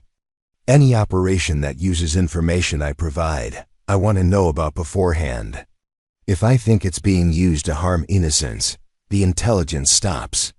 The silence that followed was heavy with tension. Luna could see Matthews calculating, weighing his need for information against his desire to maintain absolute control. Dr. Webb looked fascinated, as if he was watching a particularly interesting experiment in human psychology. "That's highly irregular," the colonel said finally. "So he's demanding that a prisoner become a spy against her own people. If you want her regular cooperation, you'll have to accept irregular terms." Dr. Webb cleared his throat diplomatically. "Perhaps. We could start with a trial arrangement. Miss Crowfeather provides some initial information. We demonstrate our commitment to using it responsibly, and we build trust from there." It was a reasonable compromise, and Luna could see that Matthews recognized it as such. The colonel was clearly reluctant to cede any control, but his need for intelligence about Apache movements outweighed his desire for absolute authority over the process. "Very well," he said grudgingly, "trial basis. But if you prove unreliable or attempt to mislead us, then you'll throw me back in the stockade and we'll be exactly where we started," Luna finished. "I understand the risks, Colonel. The question is whether you understand the opportunity." Over the next 2 hours, Luna provided her first carefully chosen pieces of intelligence. She told them about the seasonal migration patterns that all Apache bands followed, information that was general enough to be largely useless for hunting. Specific groups, but detailed enough to help the Army predict where conflicts might arise. She explained the signaling methods used by scouts and hunters, knowledge that could help soldiers distinguish between hostile war parties and peaceful hunting expeditions. Most importantly, she shared information about water sources and safe camping areas, intelligence that could be used to establish supply caches and patrol routes that would avoid triggering unnecessary confrontations. Throughout the process, she was careful to frame everything in terms of conflict prevention rather than enemy tracking. When Dr. Webb pressed for more specific details about warrior societies and clan leadership, she deflected by emphasizing the diversity of Apache groups and the danger of assuming that intelligence about one band applied to all others. "You have to understand," she explained. "Calling all Apache the same is like calling all white men the same because they speak English. My father's people are different from the Chiricahua, who are different from the Mescalero. What works against one group might be completely wrong for another." It was true as far as it went, and it served her purposes by making the intelligence more complex and less immediately actionable. The stenographer scribbled furiously, trying to capture every detail, while Matthews and Webb asked increasingly sophisticated questions that revealed their own ignorance about Apache diversity and internal politics. By the time the session ended, Luna felt drained but cautiously optimistic. She had given them enough to satisfy their immediate needs, without providing information that could be used to devastating effect against any specific Apache community. More importantly, she had established the principle that her cooperation came with conditions and oversight. "This has been very productive," Dr. Webb said as they prepared to conclude. "I think we've made an excellent start toward the kind of cooperative relationship that benefits everyone involved." Luna wasn't sure she would go that far, but she nodded politely. The important thing was that she had survived the crisis and carved out some small measure of agency within an impossible situation. As she prepared to leave, Colonel Matthews called her back. "Miss Crowfeather Luna, I want you to know that I take no pleasure in these negotiations. The raid yesterday. Those children.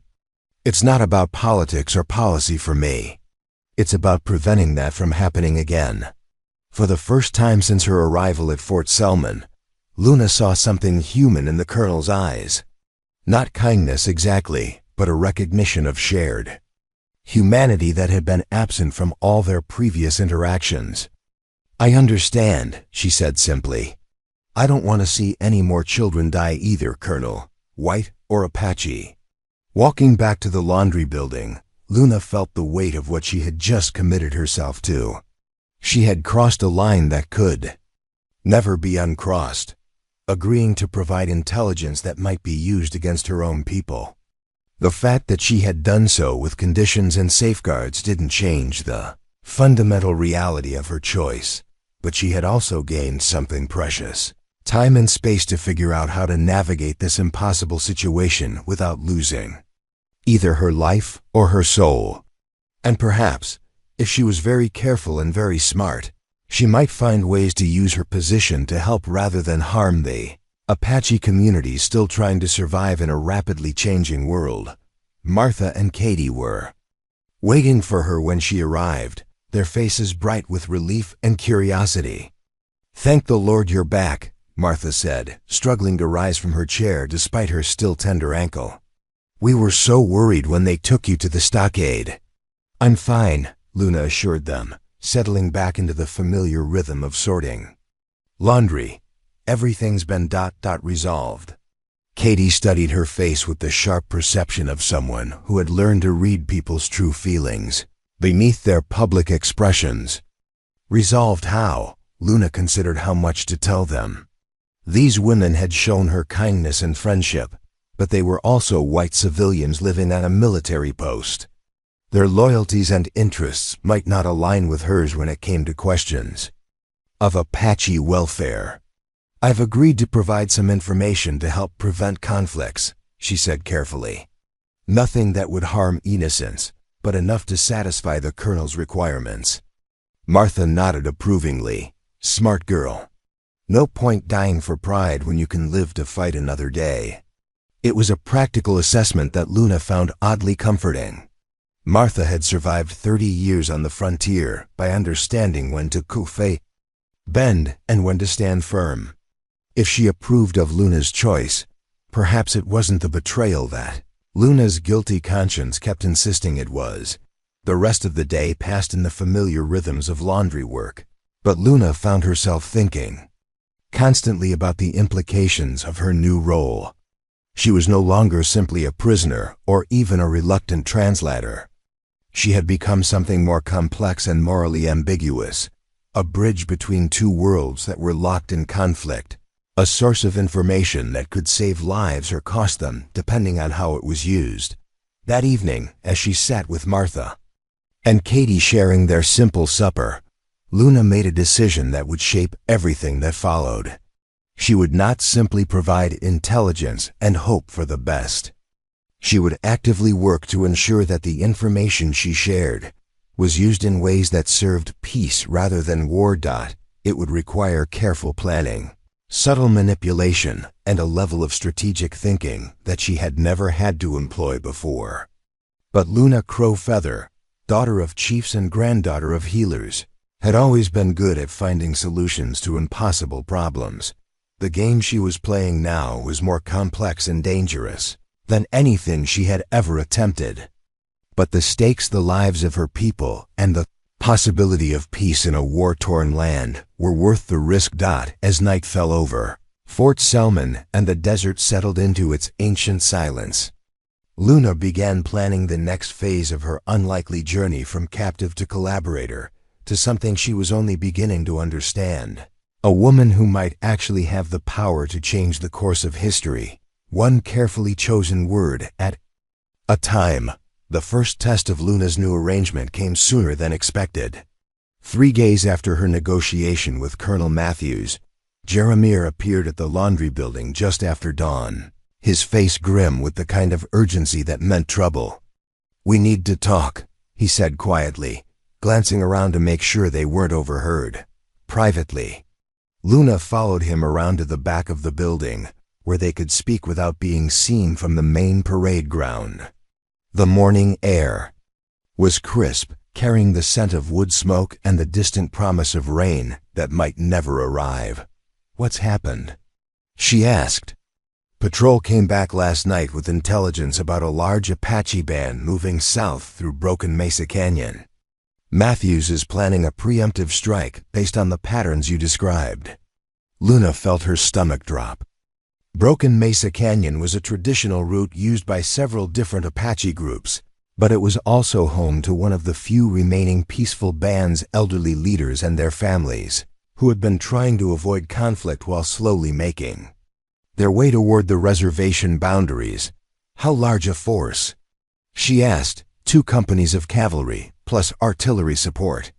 Matthews is calling it a demonstration of American resolve.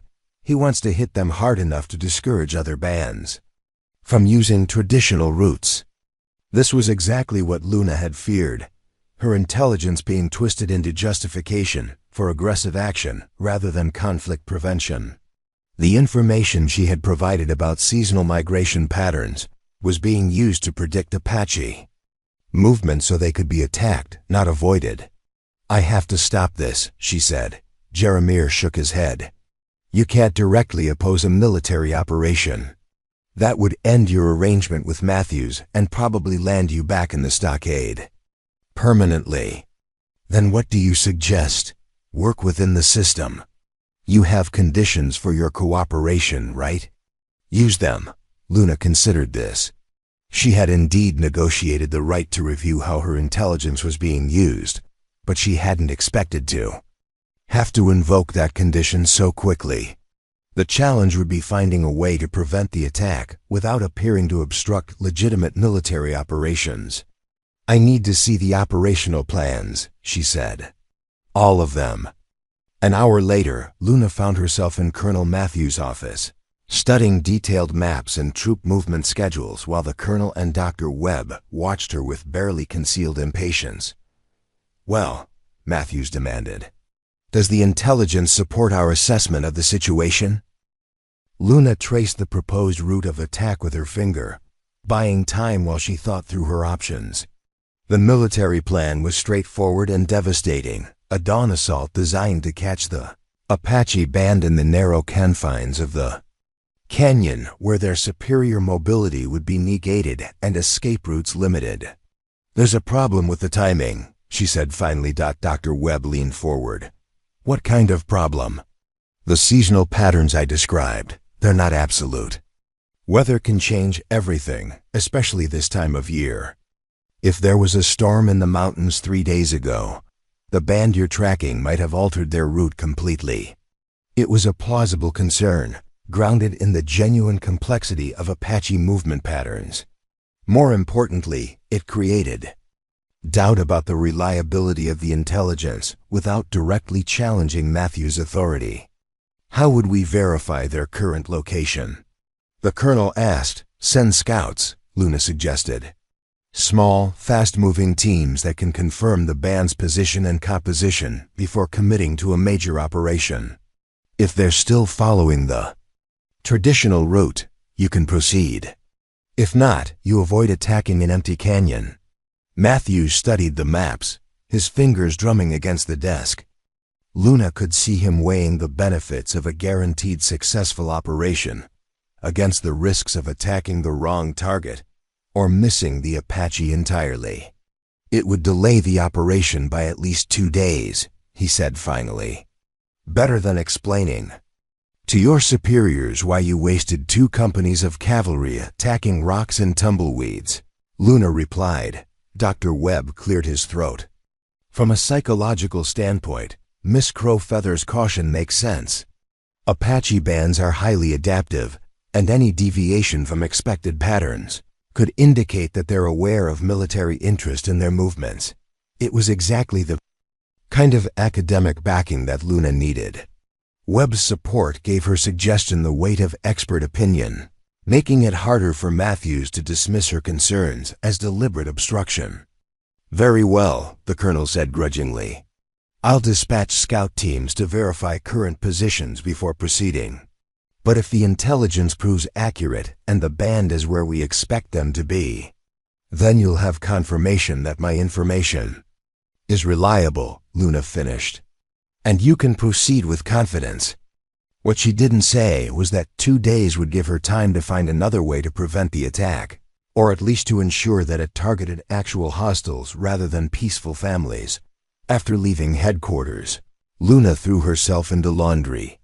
Work with unusual intensity, using the physical labor to burn off nervous energy while her mind raced through possible solutions. Katie, sorting uniforms beside her, eventually couldn't ignore her obvious agitation. You're going to scrub holes in that shirt if you keep at it like that, she observed. What's got you so worked up? Luna glanced around to make sure they weren't being overheard, then lowered her voice. If you knew that innocent people were about to be hurt, and you were the only one who could prevent it, what would you do? Katie's hands stilled in their work. That's a heavy question for a Tuesday morning. It's a heavy situation. Does this have to do with your new arrangement with the colonel? Luna nodded, unable to trust her voice. Katie was quiet for a moment, her pale eyes serious. My father used to say that when you're caught between 2 wrongs, you have to choose the lesser one and pray for forgiveness. But sometimes there's a third option that nobody's thought of yet. What kind of third option? The kind that takes more courage than choosing sides. Before Luna could ask what she meant, Martha called out from her chair near the window. Girls, you might want to see this. Jeremir's coming this way, and he's got company. Luna looked up to see Jeremir approaching the laundry building with a man she hadn't seen before, an Apache warrior in his 50s with graying hair and the kind of scars that spoke of a lifetime of conflict. Her heart stopped as she recognized him, 2 hawks flying, a war chief from a band that had been raiding settlements throughout the territory. Stay calm, Jeremir said as he entered the building. He's here under a flag of truce. Wants to talk to you. 2 hawks flying studied Luna with eyes that seemed to see straight through to her soul. When he spoke, it was in the language of her childhood, words that hit her like water in the desert. Daughter of Running Bear, he said formally, I have heard of your captivity and the price of your people's defeat. Luna felt tears spring to her eyes at the sound of her native tongue, but she forced her voice to remain steady. War Chief, why have you come to this place? Because the spirits whisper that you walk between worlds now, and because the world is changing faster than any of us can understand. I come seeking wisdom. Jeremir stepped forward. I'll translate for the colonel, if needed, but this conversation is between the 2 of you. You have my word that nothing said here will be used against either of your peoples. 2 hawks flying nodded approvingly. The White Scout speaks with honor. It is good. He turned back to Luna. Tell me, daughter, what have you learned in this place of blue coats and wooden buildings? Luna considered the question carefully. This was a test, she realized, not just of her loyalty, but of her understanding. 2 hawks flying hadn't come here simply to check on her welfare. He was trying to assess whether she had been broken by captivity or transformed into something that could be useful to Apache survival. "I have learned that survival sometimes requires wisdom more than courage," she said finally, "and that the white soldiers fear what they do not understand more than what they cannot defeat." The war chief smiled grimly. "You speak truth. And what use do you make of this knowledge?" "I try to help them understand when fighting is necessary and when it is wasteful. There are too few of our people left to spend their lives on battles that change nothing." Two Hawks Flying was quiet for a long moment, studying her face as if reading a map of unfamiliar territory. "The young warriors speak of great raids, of driving the white man back beyond the great river. They do not listen when the elders counsel." Patience. Luna understood the subtext. Two Hawks Flying was caught between pressure from his own warriors to escalate the conflict and his own recognition that such escalation would ultimately destroy what remained of Apache independence. "What if there was another path?" she asked carefully. "Not surrender, but not endless war either." "You speak of the reservation," he said, but without the contempt she expected. "I speak of survival, of our children growing up to become adults, of our stories being told to grandchildren who might not exist if this fighting continues." Jeremiah, who had been listening intently despite not understanding the Apache words, spoke up. "There's something you both need to know. Colonel Matthews is planning a major operation in Broken Mesa Canyon. If there are peaceful families in that area... Luna translated quickly, watching Two Hawks Flying's face carefully. His expression didn't change, but she saw his hands tighten slightly. "How many soldiers?" he asked in English, surprising both Luna and Jeremiah. "2 companies, plus artillery," Jeremiah replied. "Enough to control the entire canyon." Two Hawks Flying nodded slowly. "There are families there. Old ones trying to reach the reservation before winter. They have no warriors, no weapons, only grandparents and children." Luna felt a surge of relief. Her instincts had been correct. Proposed attack would target exactly the kind of innocent families that she was trying to protect. "Can you warn them?" she asked. "Perhaps, but warning them solves only this one problem. There will be others, and I cannot be everywhere at once." It was true, and Luna realized that she was being presented with an opportunity that went far beyond preventing a single military operation. Two Hawks Flying was essentially offering to become an ally in her larger project of preventing unnecessary conflicts. "What if we could establish a way to communicate regularly?" she suggested. "Not to share military secrets, but to prevent misunderstandings that lead to innocent deaths." Two Hawks Flying studied her for a long moment, then turned to Jeremiah. "And you, White Scout? What do you say to this?" Jeremiah looked uncomfortable, but determined. "I say that anything that reduces the number of widows and orphans on both sides is worth considering." The conversation that followed was unlike anything Luna had ever experienced. Three-way negotiation between an Apache war chief, a White Scout with blood on his conscience, and a captive woman who was trying to prevent a war that seemed to be spiraling beyond anyone's control. By the time Two Hawks Flying prepared to leave, they had established the framework for an informal communication network that could help prevent unnecessary conflicts. Nothing formal, nothing that could be considered treasonous by either side, but a way to share information that might save lives. "You have grown wise in captivity, daughter of Running Bear," the war chief said as he prepared to mount his horse. "Your grandmother would be proud." After he left, Luna found herself standing beside Jeremiah in the growing dusk, both of them seemingly stunned by what they had just accomplished. "Did we just prevent a massacre?" she asked. "Maybe, or maybe we just delayed it. But sometimes delay is enough to find a better solution."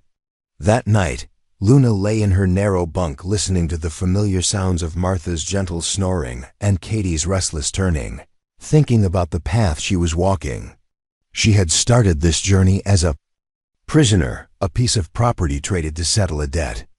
But somehow, through a combination of circumstances and choices, she was becoming something else entirely. Not quite Apache, not quite white, but something new, a bridge between worlds that needed bridging, a voice for peace in a conversation. Dominated by calls for war. It was a dangerous path, full of moral ambiguities and impossible choices. But it was also a path that might actually lead somewhere worth going. And Luna Crowfeather, who had spent her entire life being told she was too much of everything the world didn't want, was discovering that she might be exactly what the world needed. The thought should have terrified her. Instead, it filled her with a quiet determination that had nothing to do with revenge or resistance and everything to do with hope. Tomorrow would bring new challenges, new opportunities to choose between destruction and creation. But tonight, for the first time since her capture, Luna felt like she was exactly where she was supposed to be, doing exactly what she was meant to do. And that feeling, fragile as it was, felt like the beginning of something that might actually last. 6 months had passed since Luna's arrival at Fort Selman, and the desert landscape around the military post had taken on the golden hues of late autumn. The cottonwoods along the dry creek bed blazed yellow and orange, their leaves catching the slanted sunlight like scattered coins. Change was in the air, not just the seasonal shift toward winter, but something deeper and more profound. The informal communication network that Luna had helped establish with 2 hawks flying had prevented 3 potential conflicts over the summer. Supply trains moved more safely through traditional Apache territory. Homesteaders received warnings about areas to avoid during hunting seasons, and Apache families found safe passage to reservation boundaries without military harassment. The arrangement wasn't perfect. There were still raids by rogue bands and overly aggressive patrol actions by young soldiers, but the frequency of meaningless violence had decreased noticeably.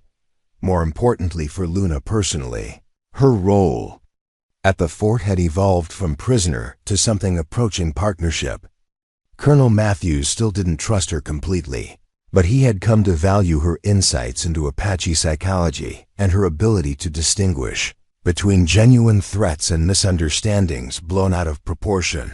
Dr. Webb had written several papers about their experimental cooperation model for academic journals back east, describing Luna as a successful example of cultural bridge building through practical engagement. Luna found the academic attention amusing but ultimately irrelevant.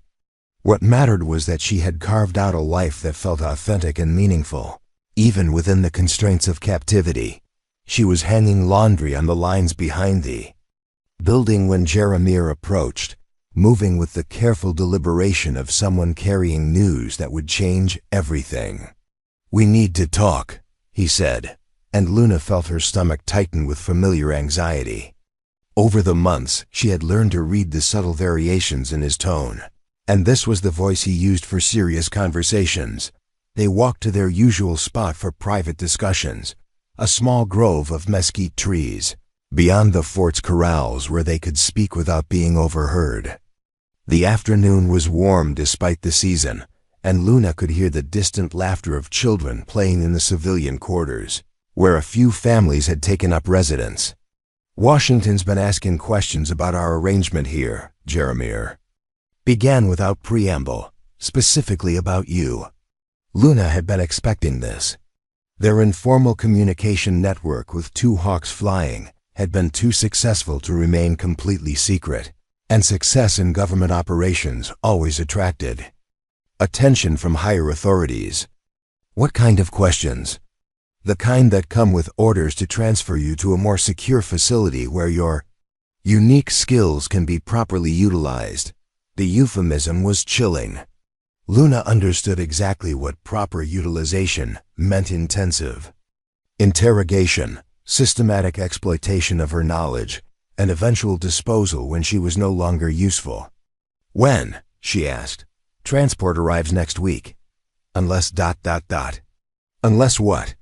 Jeremiah stopped walking and turned to face her, his expression more serious than she had ever seen it.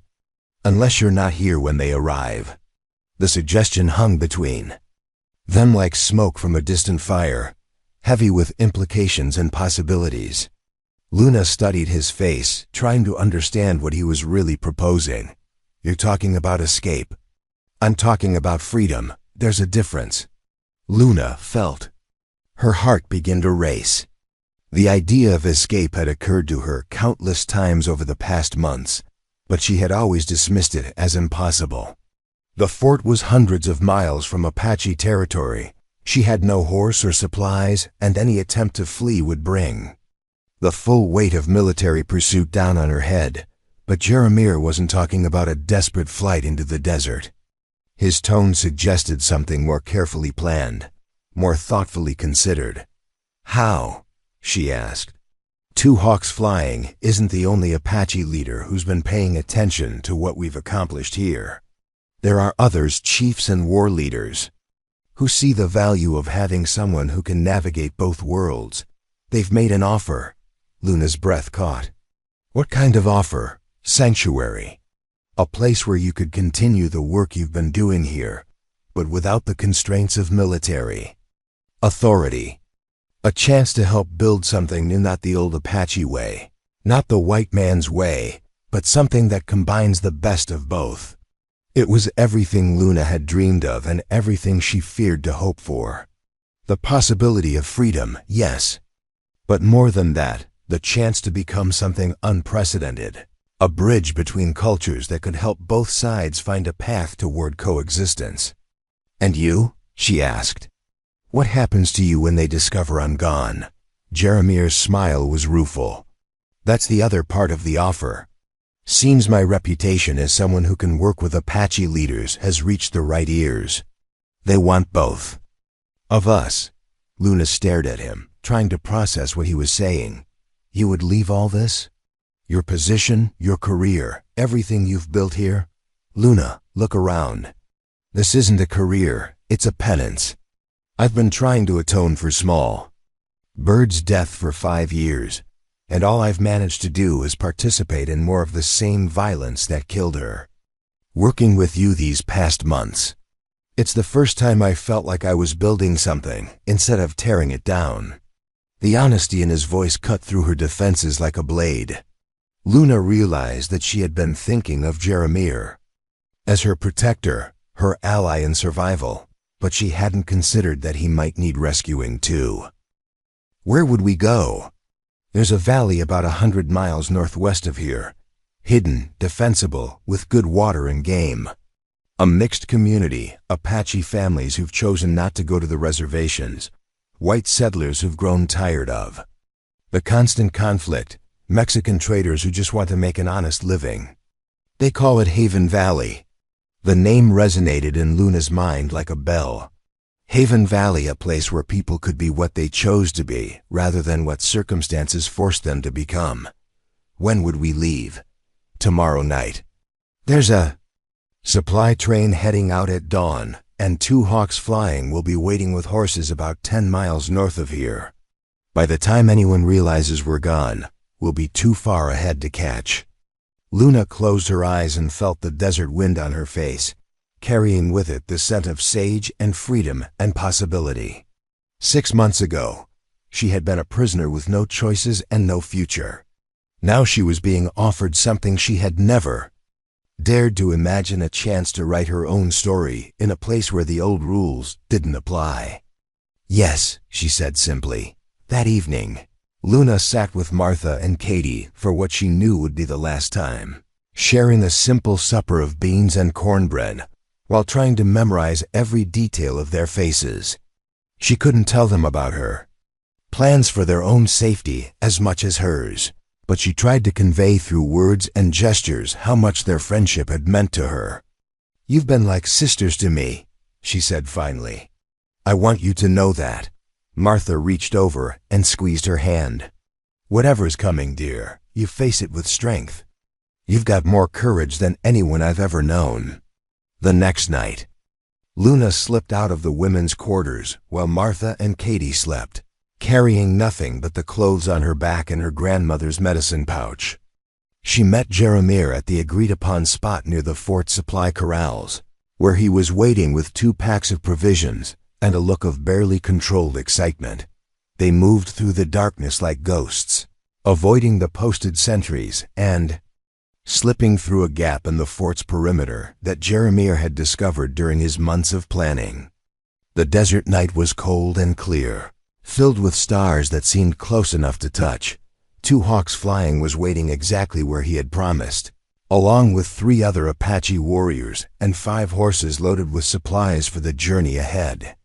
The old war chief smiled when he saw Luna approaching. "Are you ready, daughter of 2 worlds?" he asked in Apache. Luna looked back once at the lights of Fort Selman, where she had learned to survive and discovered her purpose. Then she turned toward the north, where Haven Valley waited with its promise of something entirely new. "I'm ready," she said. As they rode into the darkness toward an uncertain but chosen future, Luna felt something she had never experienced before: complete freedom to become whoever she was meant to be. Behind her lay the weight of other people's expectations and limitations. Ahead lay the possibility of paradise built from hope, courage, and the radical idea that people could choose cooperation over conflict. The desert wind sang around them as they traveled, carrying their small party toward a valley where an Apache woman and a white scout would help build something the world had never seen before, a community based not on conquest or submission, but on the revolutionary notion that different peoples could live together in peace. It wasn't the ending Luna had expected when she was first brought to Fort Selman as punishment for her father's defeat, but it was the beginning she had earned through courage, wisdom, and the refusal to let others define the limits of what was possible. In Haven Valley, Luna Crowfeather would finally become exactly who she was meant to be. Not too much of anything, but exactly enough of everything that mattered. Up next, you've got 2 more standout stories right on your screen. If this one hits the mark, you won't want to pass these up. Just click and check them out. And don't forget to subscribe and turn on the notification bell so you don't miss any upload from us.